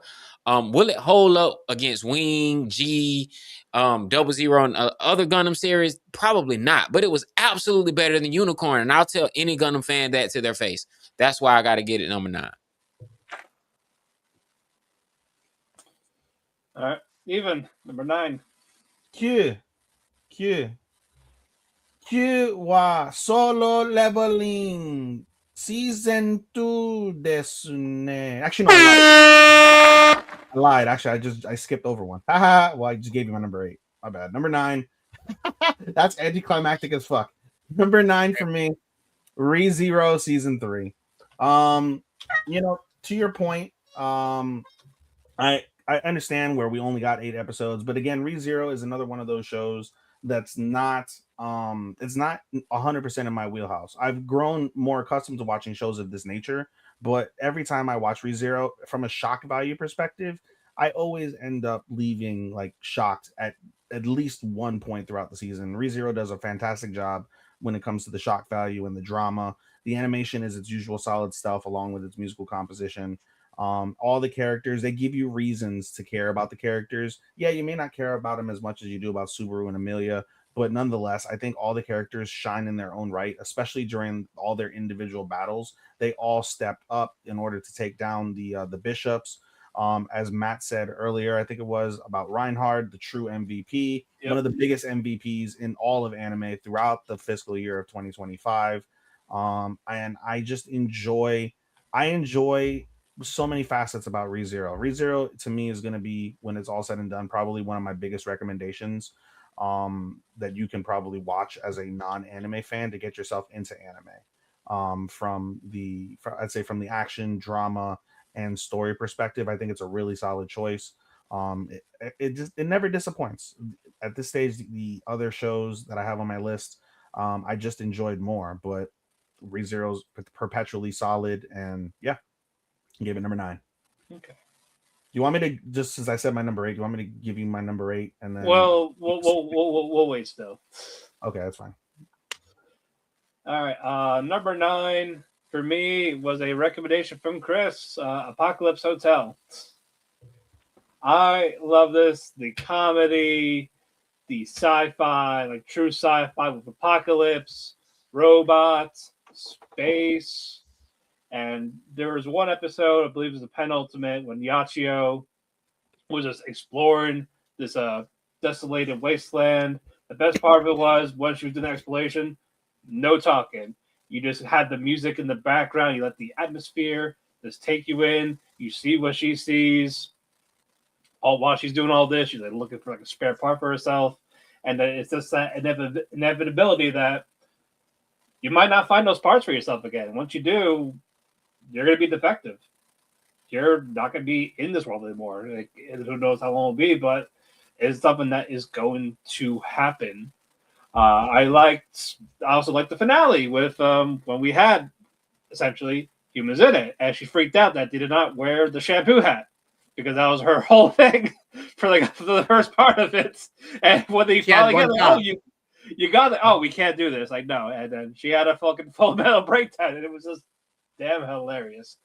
But yeah, I best original for me for the year is my number 9. So yeah, Apocalypse Hotel. But Matt, when are they coming back? Never. Never.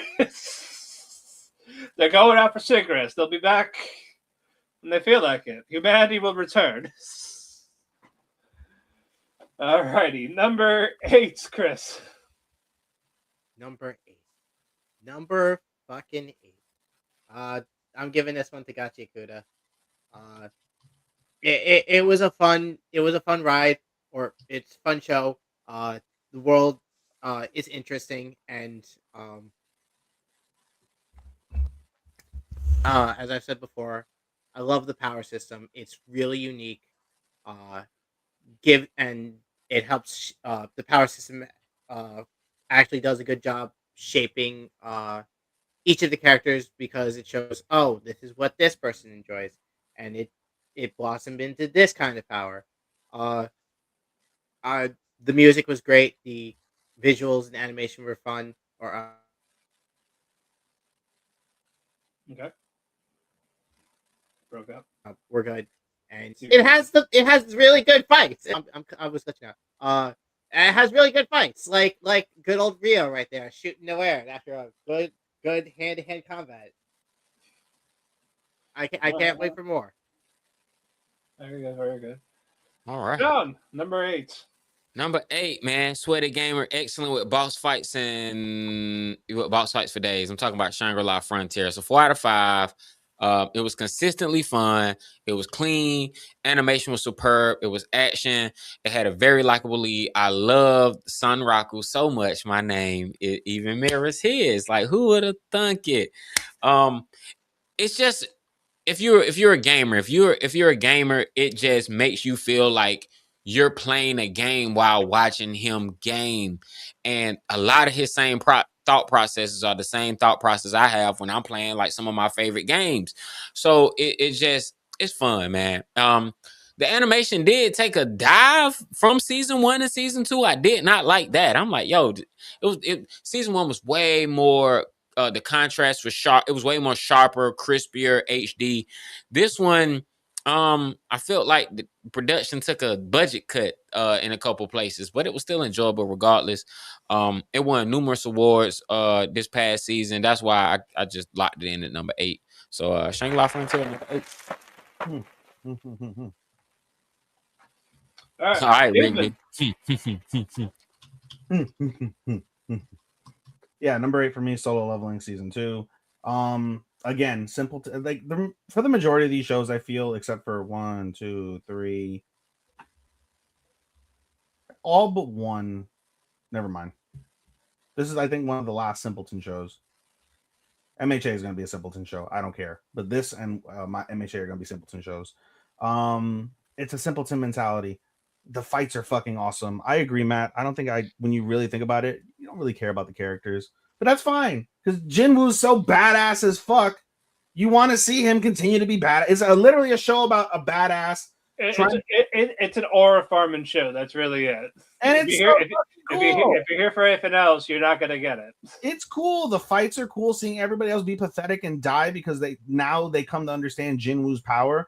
Great. The fact Jinwoo healed his mom. Great. That's one of the major plot points from season 1. They've addressed that. Second plot point was the fact that nobody knew he was OP as fuck. Now everybody knows. Great. Like, and now we get to see them build upon that. The one drawback which negates it and definitely hurts is the fact that we have no earthly idea when we're going to get a season 3. For whatever reason, the Japanese, probably because of racism, and the Koreans just never took to it, while the American fans just fawn over this show. And because of the fact that anime is, keep in mind, ladies and gentlemen, anime is made for Japanese people. It is not made for us. The Japanese know to appeal to us because we give them money. Tell Angel that. They don't care about us. The Japanese don't care about. All I say is they don't really care about. They might care a little bit more now that the new prime minister is in office and she blows Trump low-key. They might care a little bit more, but they don't care. So that's why we're not getting Solo Leveling, because they don't. But let me get my thing on this button right here. Keep going. Keep going. Oh, it's not. We're not doing it now. All right. Anyway, yeah. So I mean, that's just the bottom line, and that sucks. But nonetheless, I'm a simpleton. I am always hooked with the fighting. Outside of the fighting, though, musical composition I think is amazing. The animation when it comes to the fight, especially the fighting specifically, the animation is good throughout, and then it excels during the fight scenes. I think they're incredibly animated. And yeah, it's just a thrill. It's a wonderful thrill that I enjoy. And I enjoyed that thrill more than a lot of other shows this season, because I don't watch the other shows for thrills. I watch the other shows for other more not substantial, but what's what I'm looking for? More like a lot. Like we can say substantial. I watch them for more substantial reasons, but in any case, Solo Leveling gives you what it gives you. It gives you just incredible action. And guess what, ladies and gentlemen? All my initial anime have all been action anime. Newsflash, whatever show you start with in anime, I firmly believe, whatever show you start with, that's what you gravitate towards. If you start off with a drama or a storytelling anime, you will gravitate towards that and like that genre the most. Romance, shoujo, whatever it is, you will gravitate toward that most. For the majority of Americans, myself included, started with action. So if you give us an incredible action, no matter how mid everything else is, you will find pleasant feelings and pleasant thoughts about that show. And so Solo Leveling for me is under that category. Alrighty, for number 8, I love stories. I think stuff like that for like literacy type of thing is like a universal love language when you get down to it. And this one is no exception. And Shirley, nice part of English literature. Popular. It's in almost anything, multiple novels, anime, live action shows, stage plays. It's a simple story about this ginger girl living her life like in Canada. You get to see it unfold. The only negative in it was the time skips did annoy me. Selfishly, I wish this was a 4-core type of show to get everything from like childhood, like growing up, after marriage with Gilbert, because a lot of heavy stuff does happen after that, and we're not gonna get it. Like this is it. This is where they end it. And with Anne and Gilbert, is still like one of the best enemies to lovers that you will see, with how much they built it up, with how they hyped about it. Like when Ruby passed away from tuberculosis, I wish we saw a little bit more of her to get that more emotional grip. But we still got it. It still got a little bit of it. But if we just saw a little bit more of her, it could be a little tear-jerking for the viewers to see it for that. It's just very still nicely done, despite that it's well written. And people say, look, it ain't that deep. It's Anne Shirley. Well, guess what? I'm sorry. I enjoy good writing. So that's what I get from Anne Shirley. So yeah, Anne Shirley, I highly recommend it to people. It's my number 8 for the year. I didn't expect it to be this good. I am pleasantly surprised. I'm very happy with it. So yeah, number 8, Anne Shirley. I thought gingers didn't have souls. Well, that's the Americans. She's Canadian, so. Eh. Yeah. Alrighty, number 7, Chris. Number 7. Where is my number 7 is the good old 6-episode run series of Taco P. Mm. While yes, it was only 6 episodes. Each of those 6 episodes was dark, depressing, fucked up, and really fucking good. Um, I was hyping this up as soon as I heard that it was being announced. Uh, and they did not disappoint one bit. And I'm glad that the story got told, and a lot of people had to deal with everything that came out with it. Okay. All right, Sean, number 7. bro. I am not too hard on Chris, but I did like whoa, bro. I did not expect it to go that low, but I feel you. I feel you. I feel you. My number 7, Mahogany. Monogamy died screaming. I'm talking about 100 girlfriends who really, really, really, really, really, really love you. It was pure comedic access and execution. Like it was legitly funny. It was better than the first season. It gave me my best boy, best romance. It won multiple awards. They gave a new character every other episode. They were able to focus on every new character. They put them all in a pot together and they made it blend. Every character got their shine, and that's really hard to do when you keep adding characters, because I keep questioning at one point, are we going to forget these girls' names? Are we going to forget their personalities? Are their personalities going to cross over, but they don't fall into simple we got a tsundere. Like you get the tsundere with many micro archetypes within it. So I thought it was just pretty cool how they're able to like just break down like a lot of the archetypes that you get with these characters. Combined with it was funny. Sometimes it was etchy. Many times it was raunchy, but it was always funny. I look forward to this anime every week when it came out. It doesn't even need a dub, and it won the Guinness Book of World Records record for like longest dialogue. Man, y'all got to give it up for it, man. That's my number 7, and it's a 4 out of 5. Even 7. Playing with the cat. Give me a second. 7. Right. 7. Okay. 7 is a show that had its absolute best season in 2025. A show where the stakes were higher than they ever were. A show where humanity is on the line and it dies and it is revived in the most miraculous and tedious of fashions. A show where my antagonist of the year was such a diabolical piece of shit. He mowed down children like it was a genocidal war. I am talking about Dr. Stone season 4. All right, there you go. Anyway, yeah, Dr. Stone season 4, number 7 for me. I enjoyed Dr. Stone, like I said, the most that I ever have, and I've always enjoyed Dr. Stone. I've always said about Dr. Stone that if you want to get your children into anime, if your children like science or if you like science, this is the show for you. And I've noticed throughout this season, at the end of the day, they do obviously do the science portion, but as of like maybe 2 seasons ago, I'd say the emphasis on how things are built is it becomes less about that, more about them achieving what they build in like whatever period of time in order for them to progress to the next step of the story. That's also evident throughout this season. However, I didn't mind that. In the past, it would kind of bother me a little bit. It didn't bother me as much because the plot is so strong. Senku and his entire kingdom of science were all amazing throughout the season. Stanley, and I didn't really care about the rest of the villains, but Stanley really, really stood out as a really strong antagonist. They would not be able to do anything without each other. I'm talking about the Kingdom of Science. Everybody plays instrumental roles in terms of helping Senku continue to try and rebuild civilization and obviously get to the biggest question that remains in the show, which is why, man? Who is he?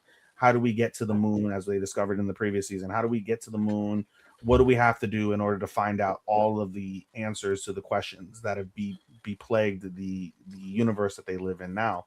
The plot, as I mentioned, is very strong. Musical composition and animation are all fine. I don't fawn over those aspects of it, but they fit. They fit the moments. They fit the type of show that's being broadcasted.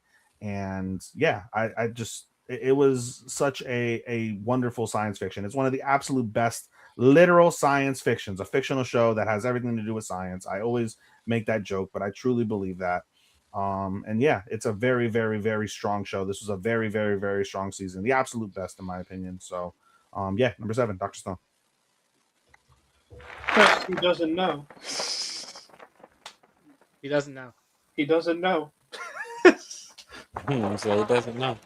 The Dobby doesn't know. I hope that they don't let me down. Yes, I'm aware. I hope that they don't let me down. I know you guys are aware of what happens. Hey man, y'all, you can dead this right now.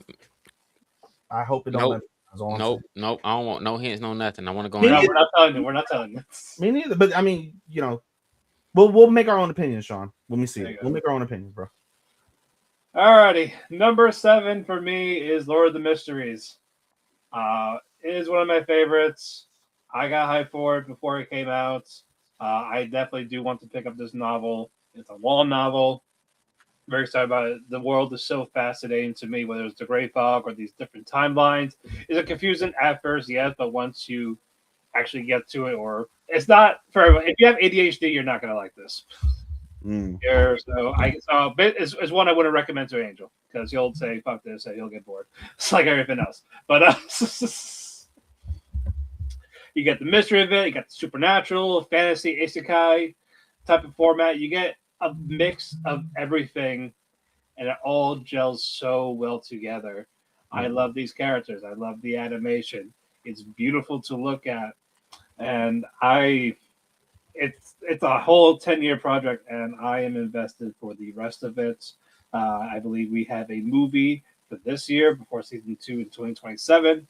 I'm excited for all of it. I cannot wait for it. So yeah, number 7 for me is Lord of the Mysteries.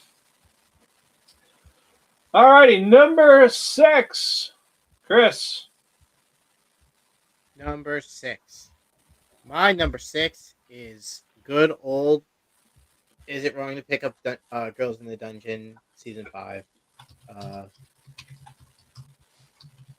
This arc, Danmachi, yeah. Yep. This arc was really good in closing out Freya's character. Her character. We learn her motivation. We learn what she's been doing in the backgrounds. We have a whole fucking huge ass war arc going on. And it's a really good arc. I enjoyed it. It's not as good as season 4 because fucking the Juggernaut was busted and that whole scene. Yeah. But it was good nonetheless. Alrighty. Sean, number 6. All right, man. I am excited about this because now we're getting closer to the top 5. All right. Number 6 took like a time off and it came back harder than ever.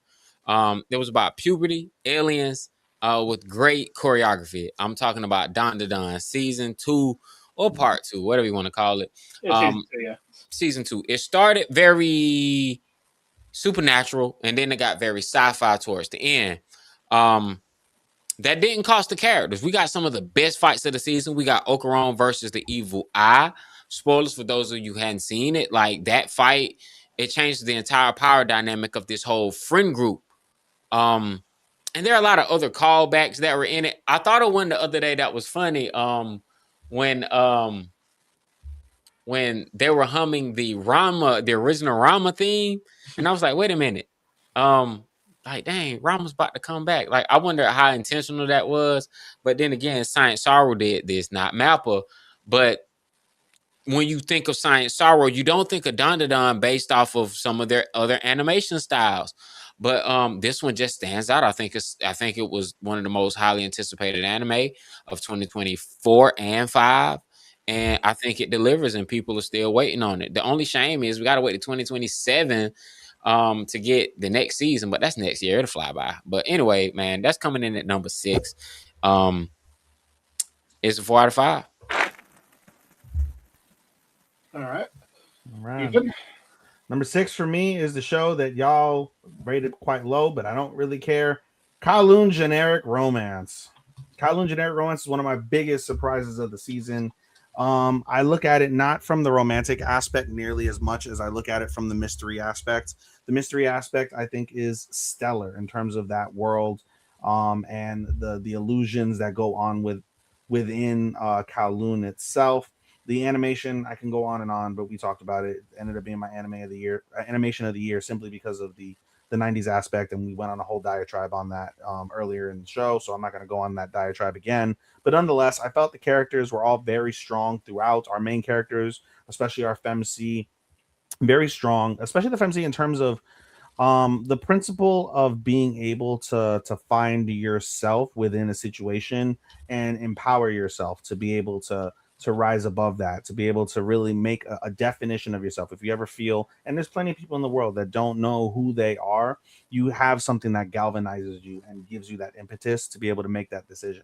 And Kuji certainly finds that over time. Likewise, when we think of the other dude whose name I'm forgetting now, our male MC, the principle of loss and how you deal with tragedy and how you deal with mourning.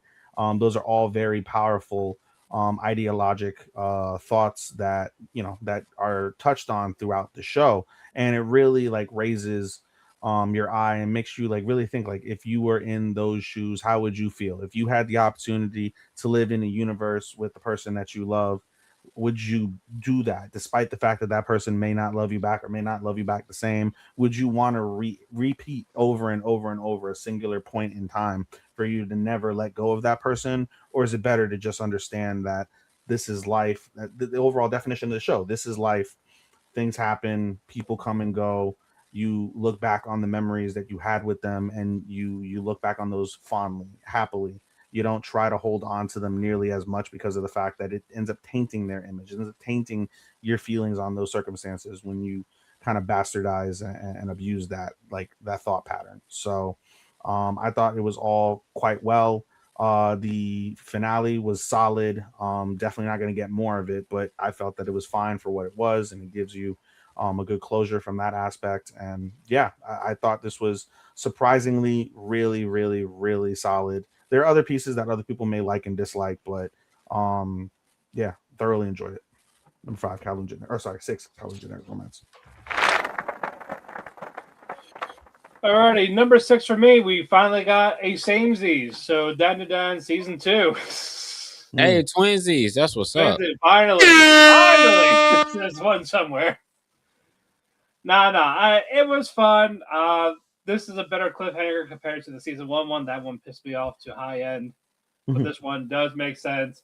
I liked both the Okaroon Evil Eye fight or Okaroon Ira against the orchestras, but for both all fun fights, still beautifully animated, colorful cast of characters.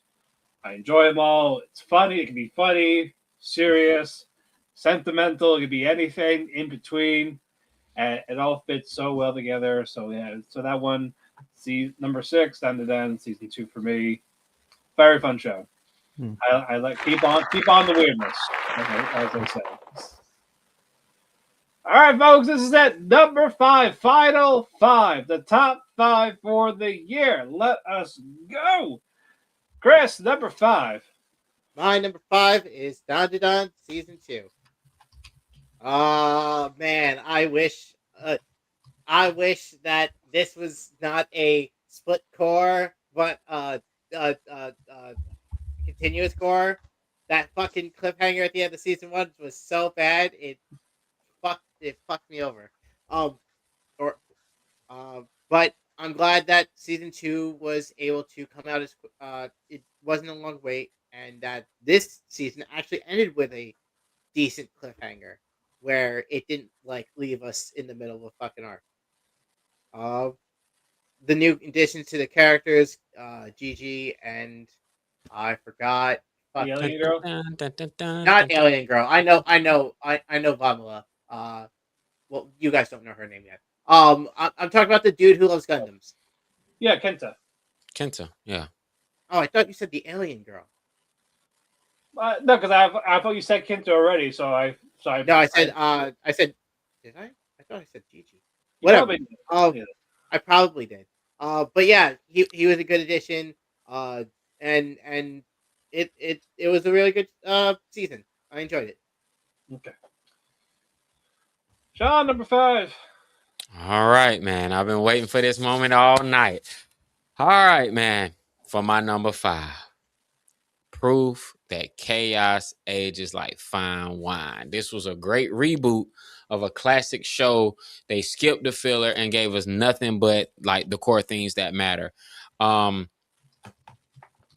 It was Rama One Half. Rama One Half was one of the best anime revamps I've seen ever.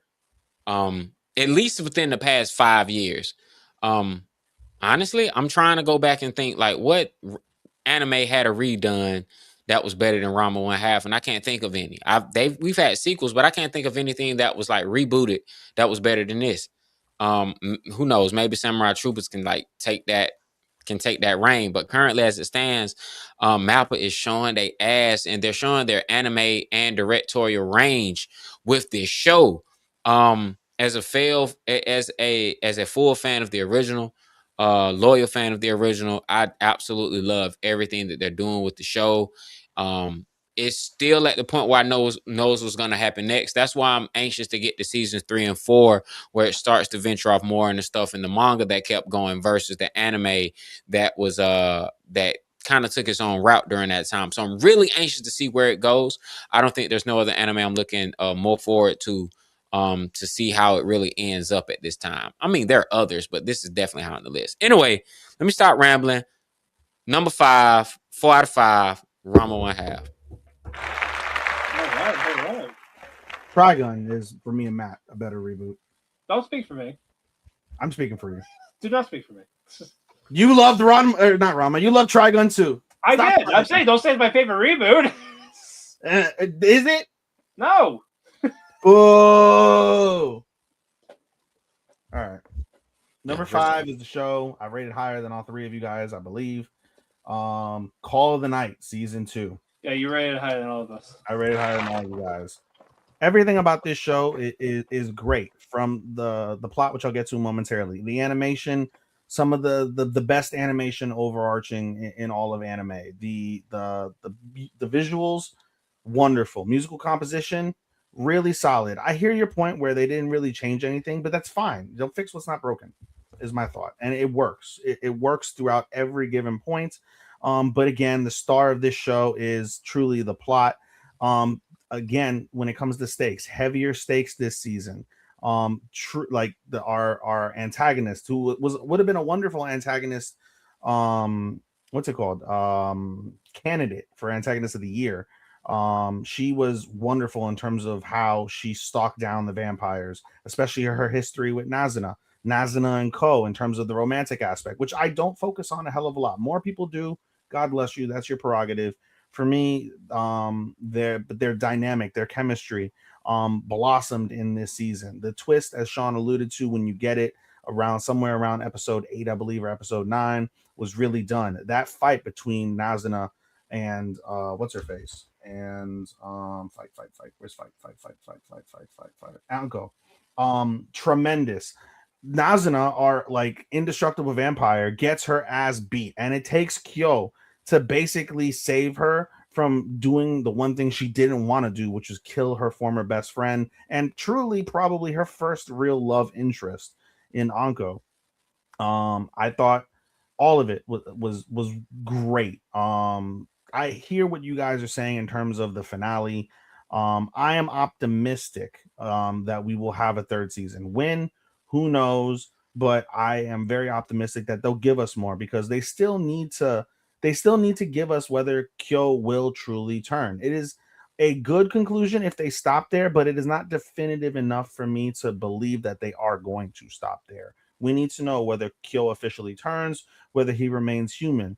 whether there are other aspects to the vampire world that Kyo will be a part of, or how he may influence the vampire world.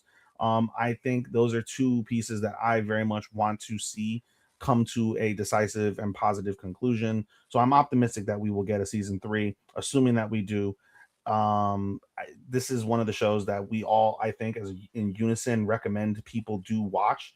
It is a fabulous show. One of the other pieces which sucks is the fact that it is High Dive exclusive. So many people miss out on Call of the Night. I will tell people all the time, oh, I'm watching Call of the Night. Oh, what's that? I explain it. Oh, that's pretty cool. Where can I watch it? Crunchyroll? Netflix? No, High Dive. The fuck is a High Dive? Is that from like the top of like an Olympic pool? The fuck That's is that? sad. No, that's true. Netflix. I think Netflix needs to pick up season 1 at the very least. At the very least, bro. And so that's the biggest detractor truly of Call of the Night, because I can't think of many other true detractions from the show. So yeah, I love it, and I wish more people could see it so they can love it too. Okay. Alrighty, number 5 for me, Fragrant Flower Blooms with Dignity. My favorite romance for the year. We have a couple. I got a nice balance of romance, slice of life, comedy. No character felt like a waste. Everyone had a purpose. Even the parents, even Rintoro's parents, I fucking love them too. Once you got to know, I enjoy seeing anyone on. I enjoy seeing them all on screen any chance I get to. It does never feel like a bore, never feel like anything like that. I was invested. I like the romance of it. When it came full circle, what made them like each other, type of thing. The confession. It's beautifully animated. Love the sub voice acted. Do not watch the dub if you are going to watch it. I swear to God, it's awful. I normally don't say, look, if you want to watch it any format you want, but for this one, do not. It's the PSA. You're going to be disappointed because this is what delayed it on Netflix on our end. Bro, And that was what we got. Good. Like, yo, main girl don't even sound cute in the dub. All her cuteness is gone. It's just like, bro, what if Yeah, it y'all sounds done? like very nasally, like she has a sickness the whole time. And it's just like, what'd you do to this sweet angel? Fuck you. Bro, I swear they just needed it. Someone needed a job and someone just needed money, bro. I don't get it, bro. Can we just have auditions for dubs again? Like this actual audition, just say, They "Hey, you come here." bro, they could have put like, here's a better idea. I know you need to finish, but hey, throw them on X. Bro, just throw the auditions on Reddit or X and say, People post voice reels all over the place. Look at all them. over the place. I'm like, legitly, if you would have picked like, hey, these are the 3 voices we're thinking of picking, who do y'all do a poll and we'll tell you. Like, Yeah. bro, like let them try out for the roles. And For it's the not role decisive too. just because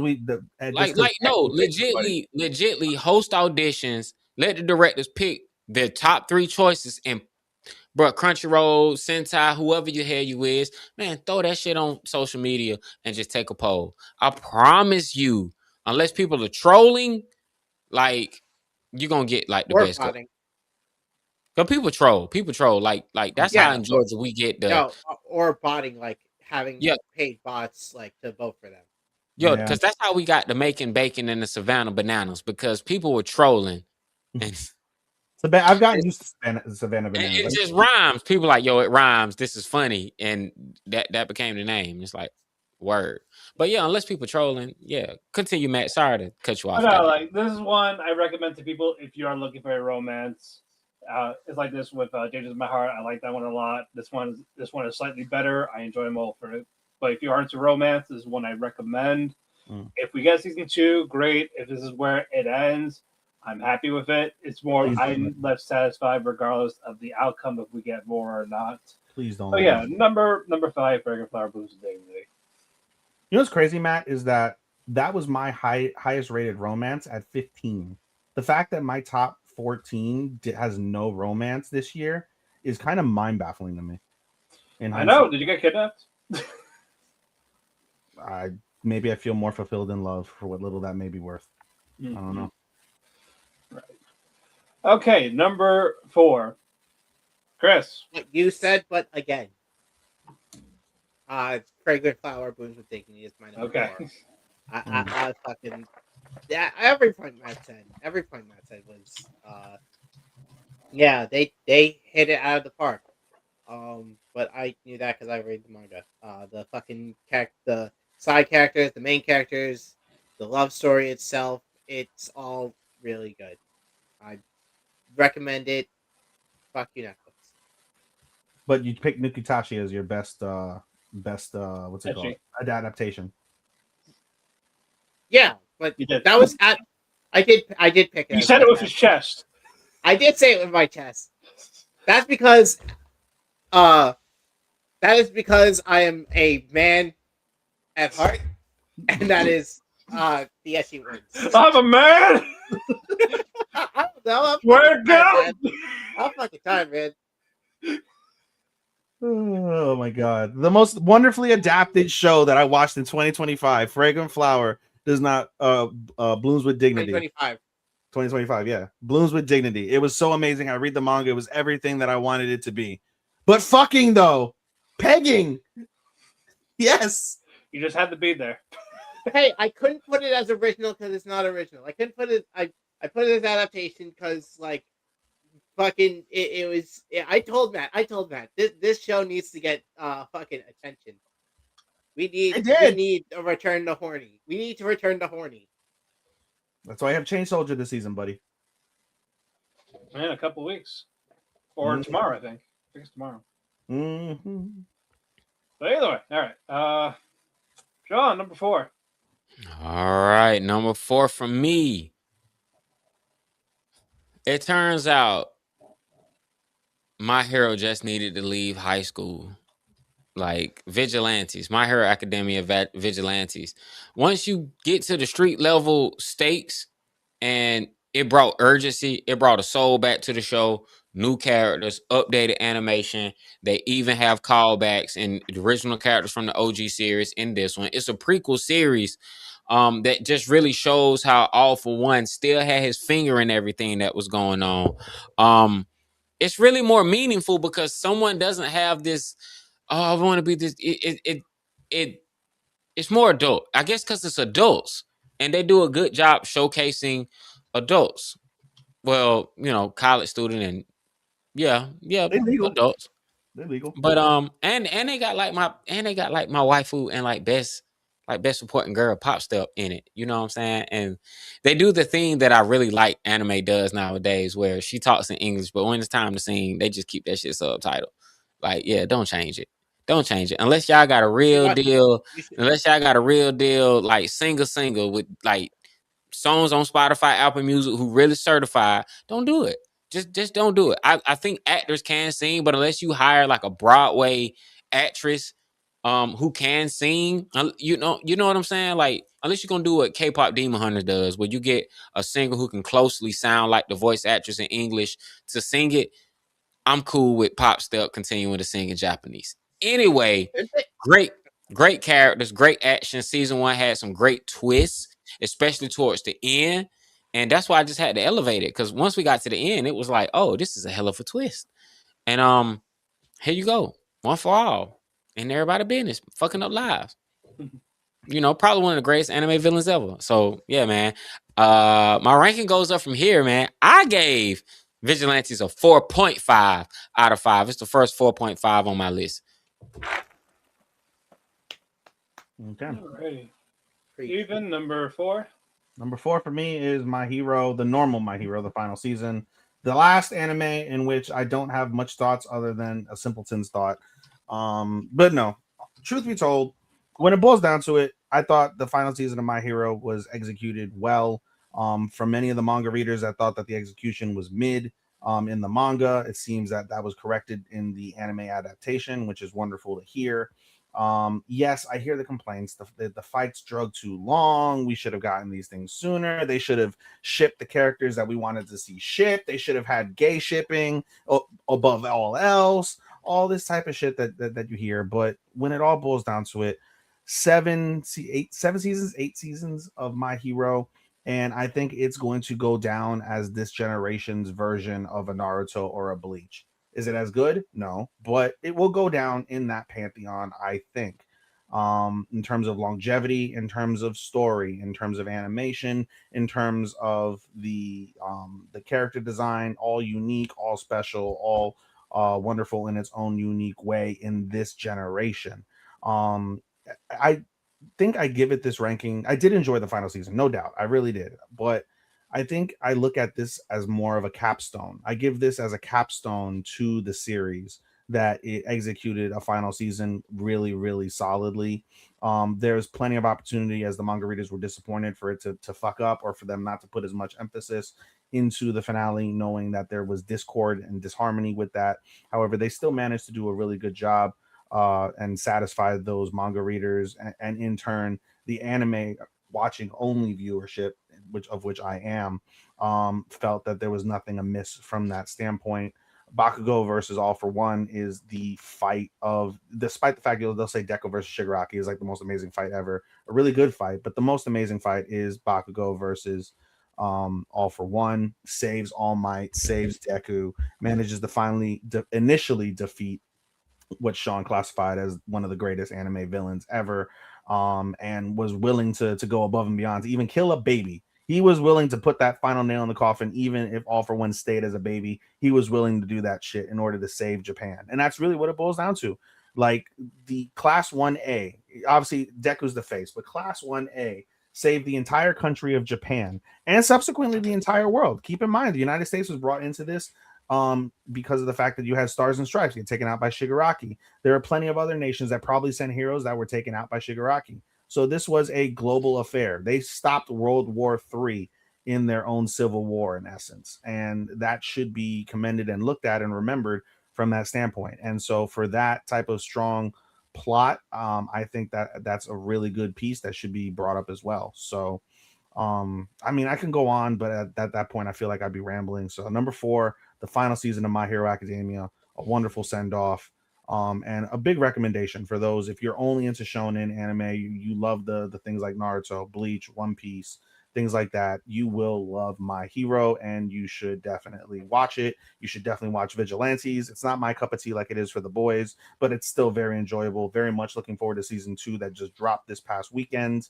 And even the OVAs and the movies that aren't necessarily canon are still, entertaining enough where if you don't watch it, you won't miss out. But at the same degree, at least one where you have not Gentle Criminal, but the one girl that's doing the support in the final season that basically brought the at least that particular movie or OVA into canon. So they did do a good job of that as well. So yeah, number 4, My Hero, final season. Okay. Mm. Okay, number 4 for me is Medalist. I enjoy so much the drama of it, the characters, my favorite duo. Figure skating is really nice. Even I know you give me shit that I'm not the big sports fan. Yeah, I'm not. I was when I was younger. I know stickers of all the cheeks every football player has clapped or basketball player beat his wife. I don't know all that. I don't give a fuck about any of that. I casually watch. There's nothing wrong with that either. But something with this, with figure skating, if you just know a little bit of it, you can still get into it. Your favorite figure skating is Johnny Weir. I get it. Yeah, figure skating is fun to watch. Even if you don't know all of it, it's still nice to see. It's beautiful. Mm-hmm. Especially the music with it on top of it is gorgeous. When you get to the finale with that music, oh my god, it's incredible. No, I enjoy that. It was a good use of the CG with the figure skating. It makes sense for why they did it for that. It works. I don't think it would have worked in a 2D sense to actually capture the dance, the emotion of everything with it. You can barely tell it's CG, quite frankly. In like just the initial, I haven't even gotten to the true programs, and just seeing the first 3 episodes, you can hardly tell that it's really CG. It's probably you'll see it more like when you'll see it more in the individual performances when you get to it, but it's still not bad. It's still outside of Trigun CG, it's the best CG if it is CG that I've ever seen outside of Trigun. Yeah, Orange does 3D CG the best, but with this, it's good. It's just as good. Sure. And but the studio itself is considered like in the middle, but with this is like a home run. I'm very much looking forward to season 2 in a couple of weeks. I know it's only 10 episodes, but I'm excited to see what is going to happen next. Remind me But of it. I'm rooting for Inari. She's someone you want to root for, and Tsukasa with when you figure out more about his backstory. I'm not gonna spoil it for you, but it's great. So yeah, number 4. If you're into this biggest game type of thing, or just want to see like some type of character that for or good drama, this is it. So medalist number 4. Mm-hmm. Alrighty, number 3, Chris. Yeah, my number 3 is Amio Kaiten Rebirth First. No, I all right. fucking I really it finally came up. I was talking so much. I know. I was worried it missed the mark. No, what? Oh, fuck! It's not gonna miss the mark. There's 2 shows left that probably very obvious. I But, know one. I Nukitachi know one. I'm pretty sure it's your number 1. Nukitachi and It's not my number Nukitachi. one. I swear to fucking No. God, Ethan. I already gave that fucking 21. I think. Yeah, I gave that. 21. You did. You gave it 21. Yeah. But fucking Amio Kaiten. I really loved this show. It was really interesting and very it was great to see someone else do the ReZero formula, but on a much smaller scale. And like I didn't enjoy the like mech fights that much, but it Yeah, the the next just fight the was like whole the weakest part. yeah the mech yeah I didn't enjoy that as much. But I enjoyed everything else so much more. The mystery was great. The twist, like all the way into like the later half of the show, uh, it was just so fucking good. Okay. His number 2 is Takamine. No, it's not. You talking about me? No, it was No, he's talking about me. Are you trying to guess his? No, I'm giving him shit. It's not I know one of his. Now, if he's going to make it number 1 or not, that's going to be the mystery. Is it the Lord of Mysteries? No, he already graded it. That was a pun. Yeah, I know. that was my 23rd. Yeah. I'm just Yeah. happy that you included it, even though I recommended it to you. So I'm just happy. Well, you did a good recommend. It wasn't really a recommendation. It was a trade, and it was a fucked up trade because I gave you shit. Yeah. I really feel bad about You made a bomb. You know, even if it didn't make my list, I still enjoyed it. Yeah. All right, Sean, number 3. Number 3 for me was looks calm, sounds gentle, and emotionally tackles you through a dry wall. Sander.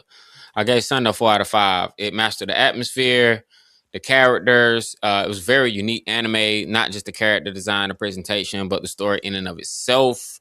I felt like it asked a lot of deep questions and gave you deep insight into how we perceive beauty, how we perceive youth, how we perceive being an adult, the responsibility that comes with it, how we perceive our interactions with others, safe spaces, relationships, boundaries. It asks so many important questions that typical anime just don't get that deep. They usually just don't get that deep. The only downside to Sounder, despite me giving it a 4 out of 5, the only downside to keeping it from being a perfect 5 out of 5 was they did not put a cap on the ending. Even though there is more manga to go, they didn't round off the ending to be like, hey, we're gonna pause right here and come back.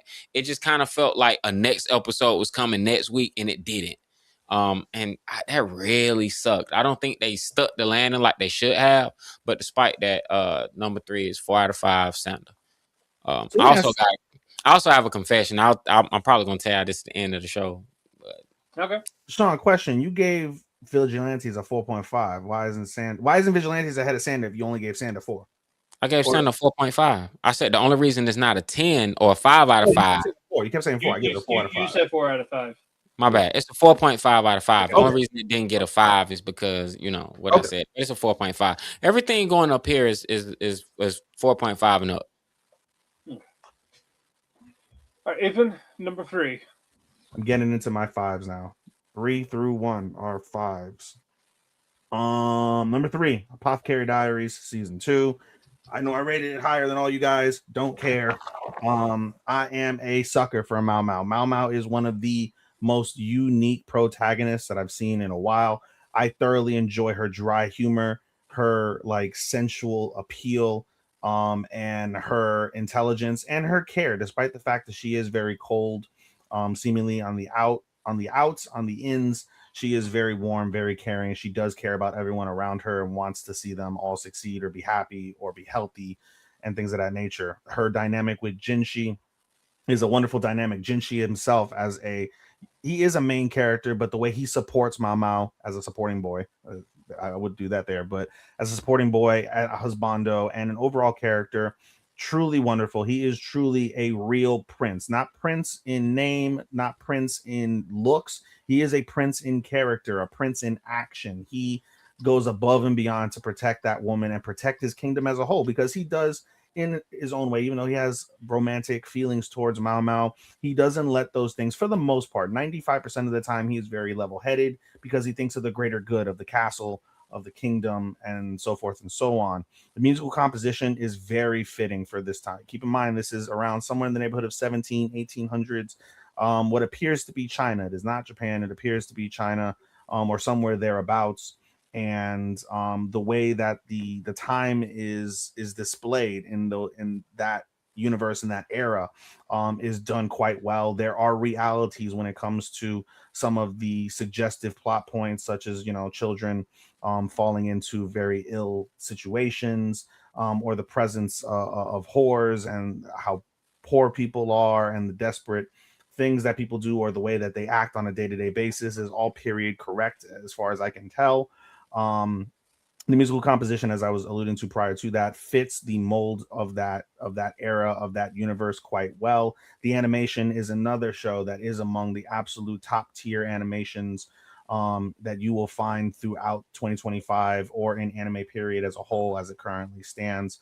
The plot, in terms of the mysteries, absolutely phenomenal. The twists and turns, you could, if you're into that type of mystery type show, you can probably figure out they weren't the most complicated, but the execution of those plot points and those surprises were really well done. The cliffhangers that were done throughout the season were incredibly well done. The comedy, especially involving Jinshi and Mao Mao, but the comedy is really well done. The action scenes give gravitas to the seriousness of the plot, and it gives a good culmination. It's a good capstone, a good crescendo to the buildup that you see over the course of 24 episodes to get to that point where we reach an emphatic conclusion. It's wonderful, wonderful, wonderful, dramatic television viewing.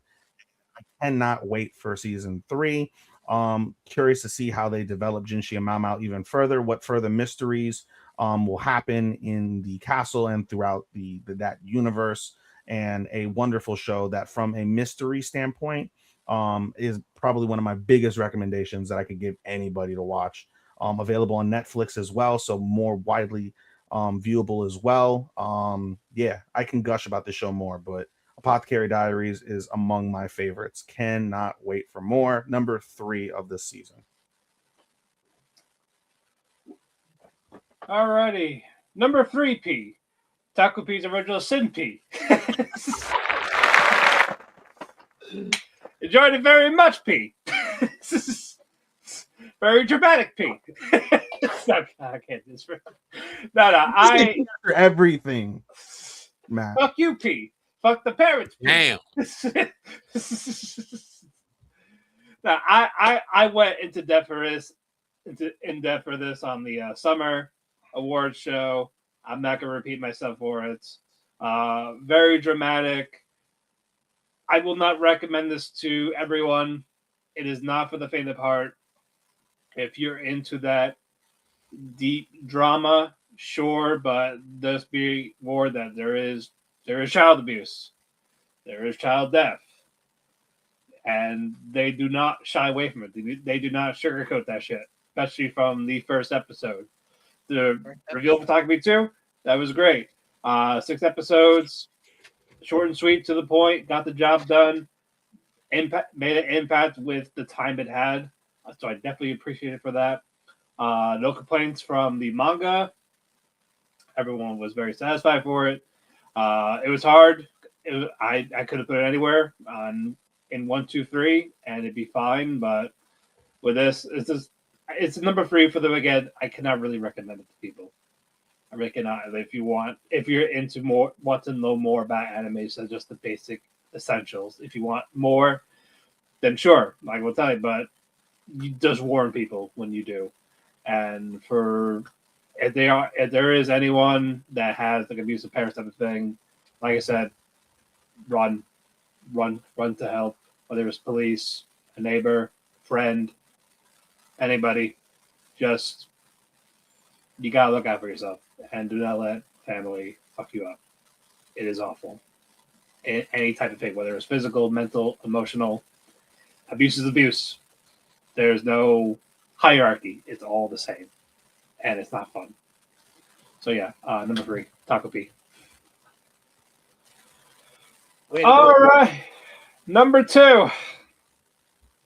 My number 2 would have totally been my number 1 of last year if it had finished on time. Yes, that is Himi-Sen Season 2, Last Crusade 2. Last Crusade? Yeah, Last Crusade. Long English name. I'm just going to call it Himi-Sen. I just say Last Crusade. Good. Yeah. It really sucked that it took a whole extra fucking bit of time for this season to finish, but I'm glad it did. It had plenty of good fights for what we got. Fucking the opening was badass, as I meant, or was the best in my opinion from. But that's probably some nepotism because I love the band. But I really enjoyed it. It was a good show. The political drama of war between a magical race and, or rather, witches and technological humans uh, was fun to watch. The inner workings of said magical witches with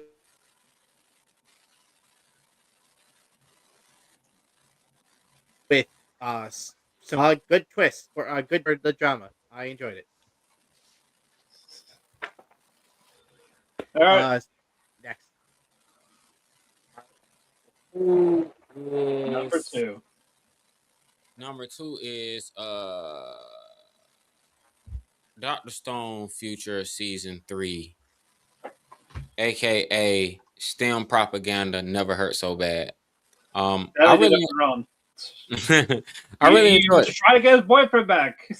Hey man, it was part 1 was cool. Like, cause that took place in the beginning of the year. So it had the advantage of giving us 2 curves, one at the beginning of the year, one towards the middle. Um the first core was like, all right, cool. We in the future. It was same old Dr. Stone. It felt like, okay, this is cool. Okay, nice story. They're getting over to America. They got some stuff going on. And okay, it's guns. I was elated, like America was Americaning. But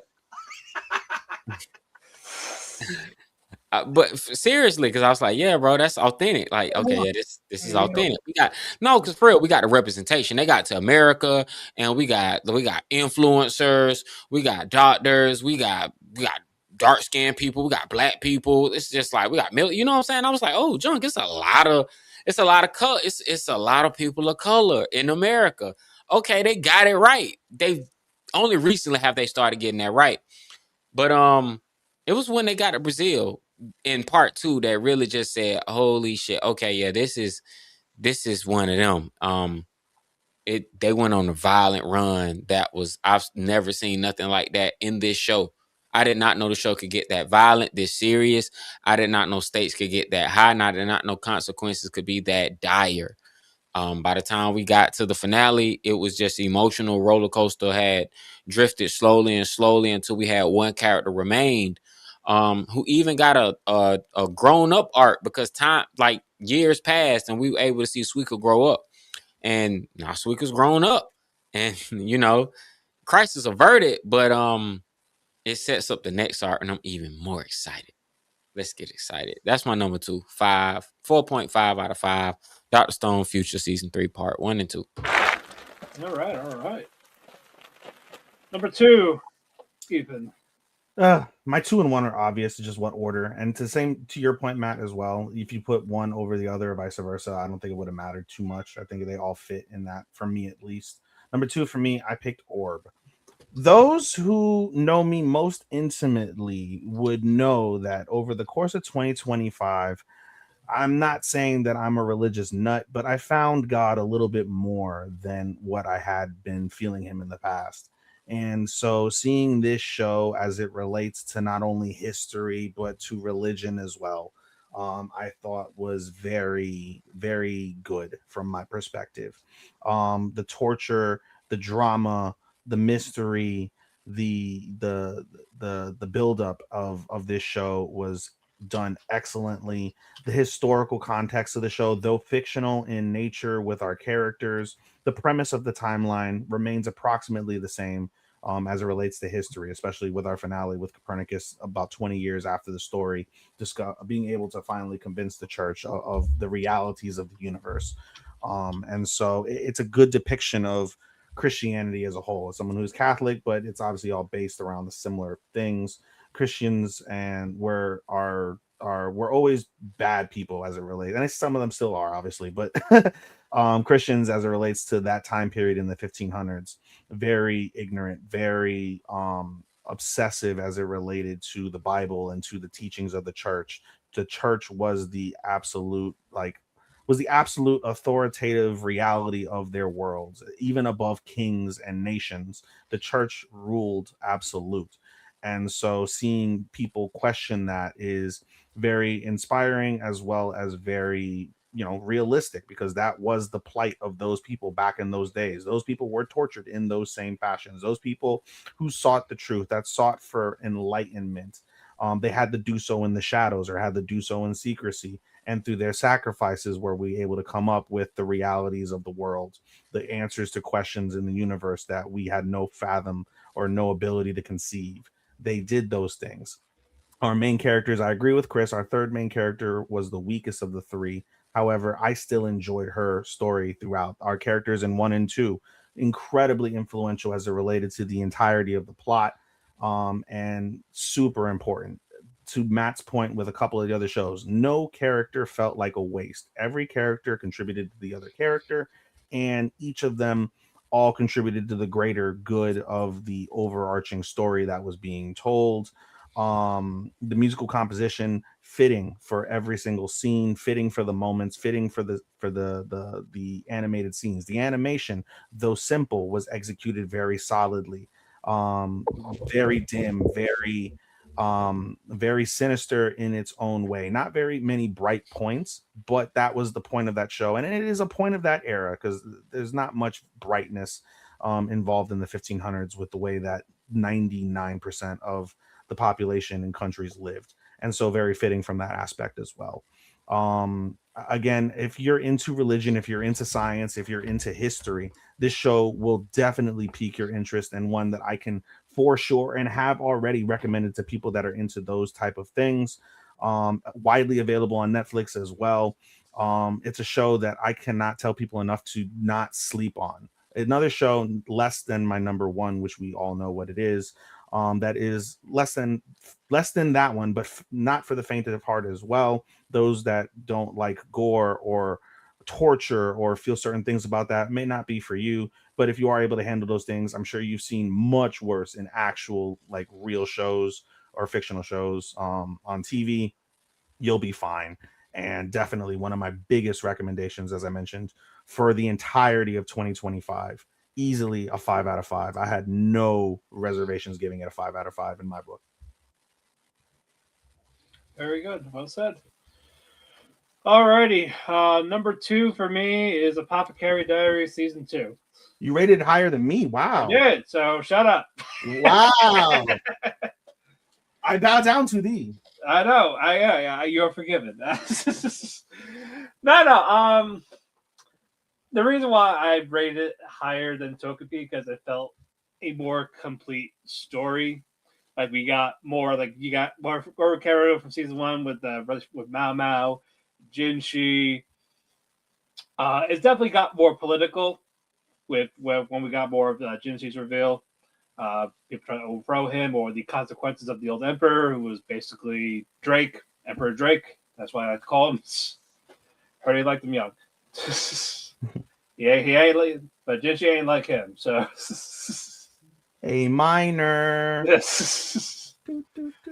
So yeah, it's just the consequences of the old emperor that have this that's been like built up and carried like years, generations worth, and Jinchi had to basically deal with it because really he was related.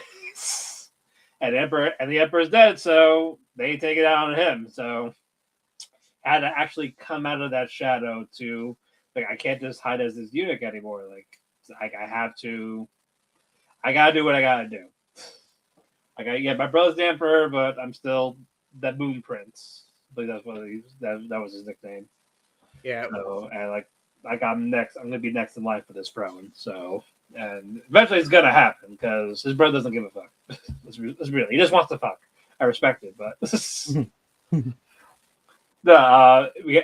was dramatic. It was mystery. And what was that one woman's name? Shohei. The one was like, which one? Yaume? No, wait. I just closed. Damn it! I just closed my document because I'm trying to. Which character? You talking about the one that was her friend, but it was actually like Shisui. Shisui. Yeah. Okay. Yeah, like her story was great. That little farewell dance at the end of it, but she's not gone as we saw. Mm-hmm. But I'm very excited for more. I cannot wait. I enjoy season 1. I enjoy season 2 even more. So number 2, Apothecary Diaries, season 2. Number 1, our number 1 for the year. Let us go. We know 3 of ours. We just gotta figure out Chris's. Chris. Wow. Mine's Medalist. All right, good. I really love Medalist. It was such a surprise. I did not expect I would like figure skating. Inori was such a good character, a good protagonist. I was rooting for her every step of the way. Tsukasa's a good mentor. The music, the animation, everything about it was just fucking amazing. I enjoyed it, even if it is CG. I'm not so against CG like the others, but it was really good. I enjoyed it.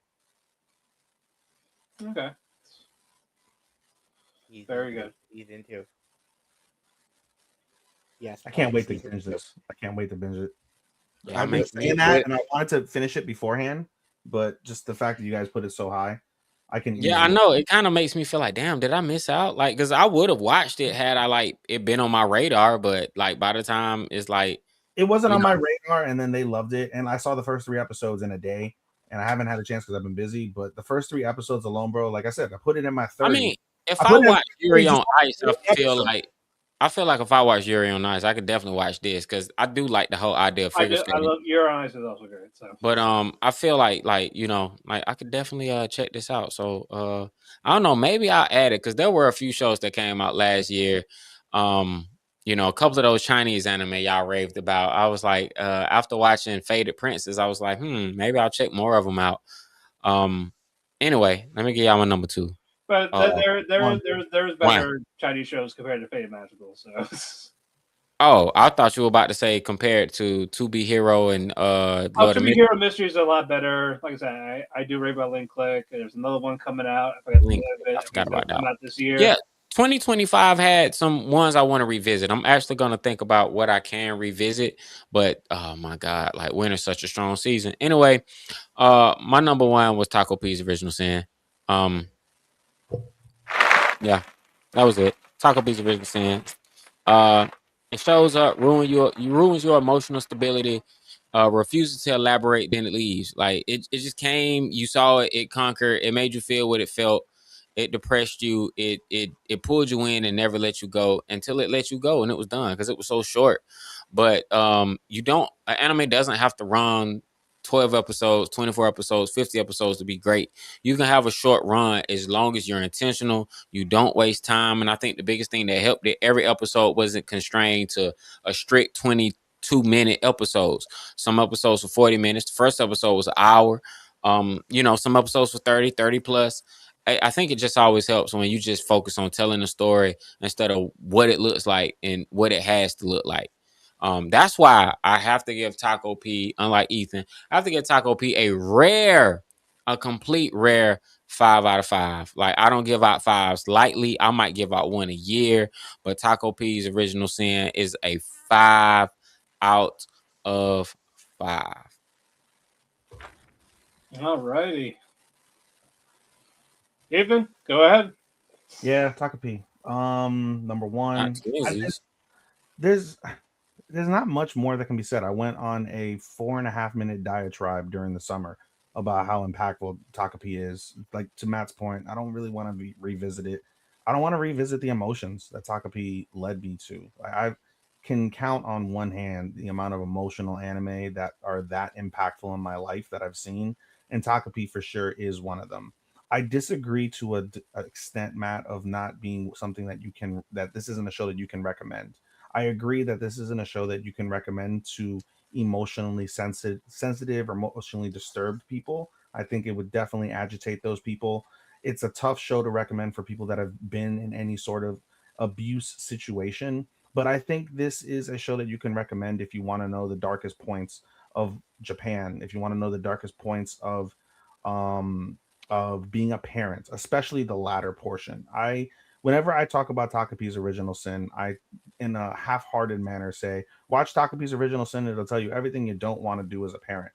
And I say that in a manner that's half jokingly to them, but to the audience, the greater audience, I totally mean that. It shows the absolute worst parts of what it's like to be a quote unquote parent, who aren't really parents. They're just sperm donors that have custody of children and do the most horrendous things to them or make them feel the most horrendous things about themselves.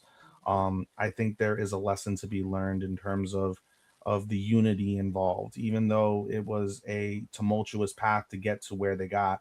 By the end of the story, the characters do find some sort of resolution within themselves to be able to coexist peacefully, and be able to kind of move past the realities that they faced. And I think that's another lesson that can be taught to people that do watch the show, that even in your darkest moments, first off, in your darkest moments, unaliving yourself is not the answer, point blank, period. To Matt's point earlier, you do everything under the sun that you possibly can, because someone somewhere will give you a light. They will give you a rope, not to do that, but to be able to pull you back into the throngs of a positive light, a positive environment somewhere.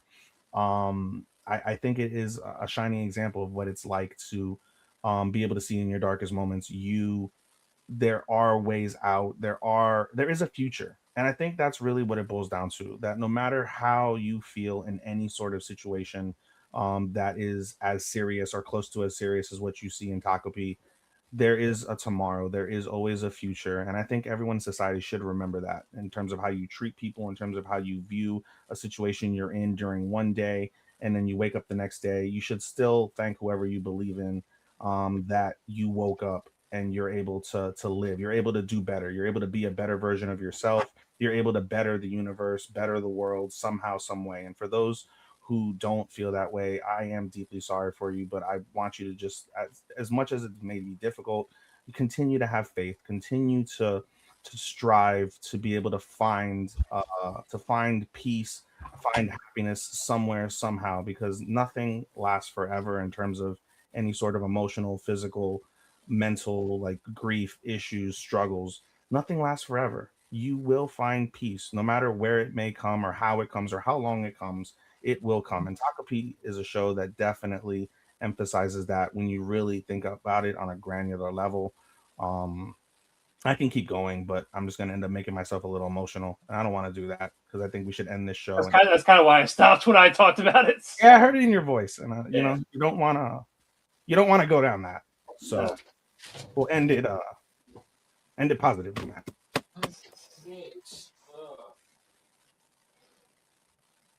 He disappeared into the night. Alrighty, usually before I do this, I announce my winners from the previous years. I'm gonna do a little different. I'm gonna do a little further when I actually started caring about seasonals. So like 2018, I actually paid attention to the seasonals, gave it rankings. Like 2018, Violet Evergarden. 2019, Vinland Saga Season 1. 2020, P. 2020 was Great Pretender. Then from the show, 2021, ReZero Season 2 Part 2. Summertime Rendering, Vinland Saga Season 2, Freeing, and now Orb on the Movies of the Earth. Wrote an article about it. Love it that much. Read the whole manga when the show was halfway through. I enjoyed the helocentrism against geocentrism, like religion, with religion, astrology, science, however you want to say it for them. Did not hold back on that 50th century Poland, how religion was back then, for people that think that were thinking differently than them.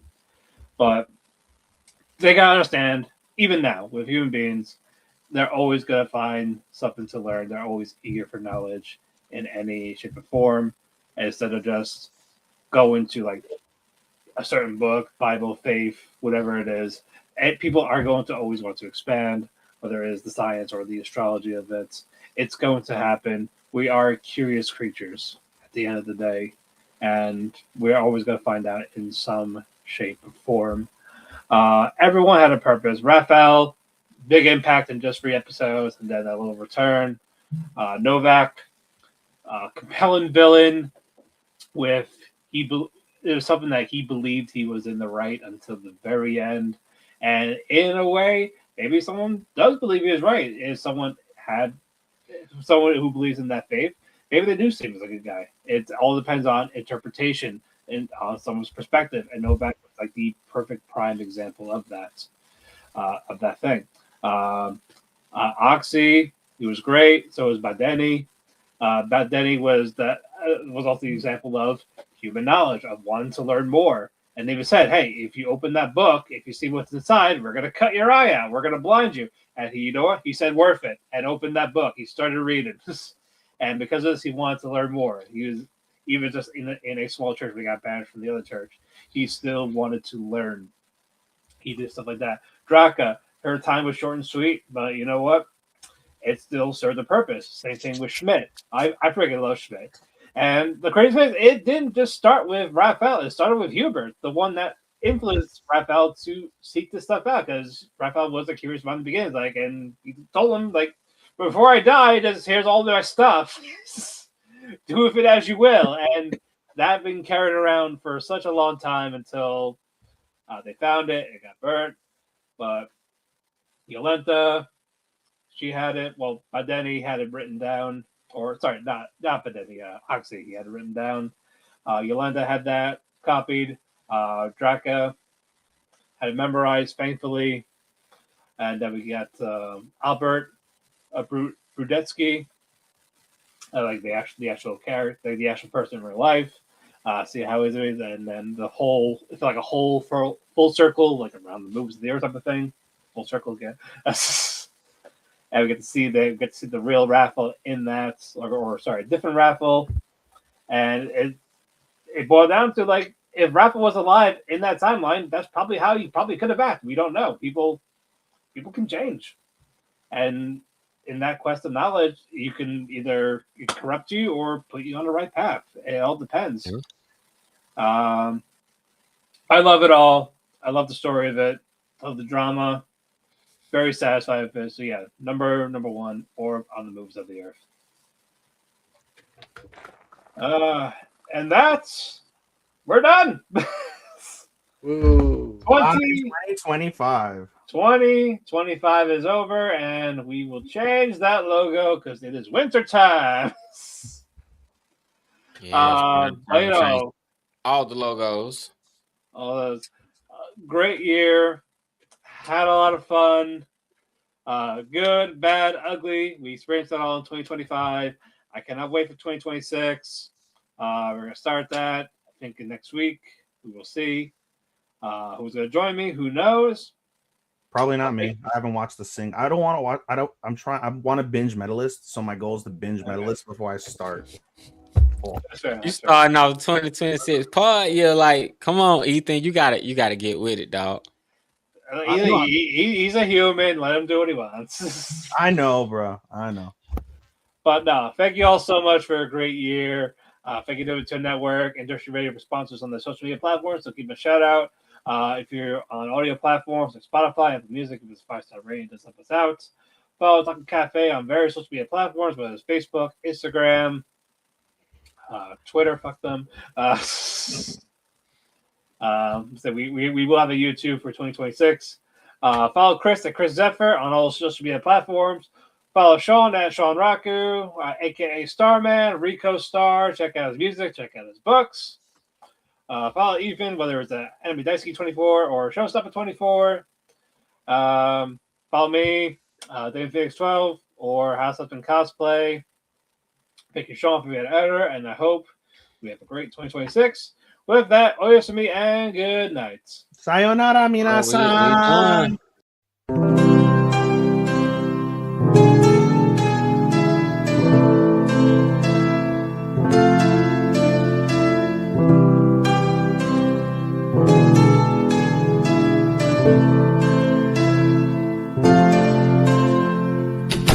The sun goes to sleep, I find myself in a heap because it hurts so much to be away from you. It makes my day when I get a text from you, but still I say goodbye again. Let's hope this isn't the last time that I see your face, but hey, it's fine. I know everybody needs a little space. There's no one to blame. Goodbye again. Let's hope this isn't the last time that I hear your voice, but it's your choice. I can't keep you here forever.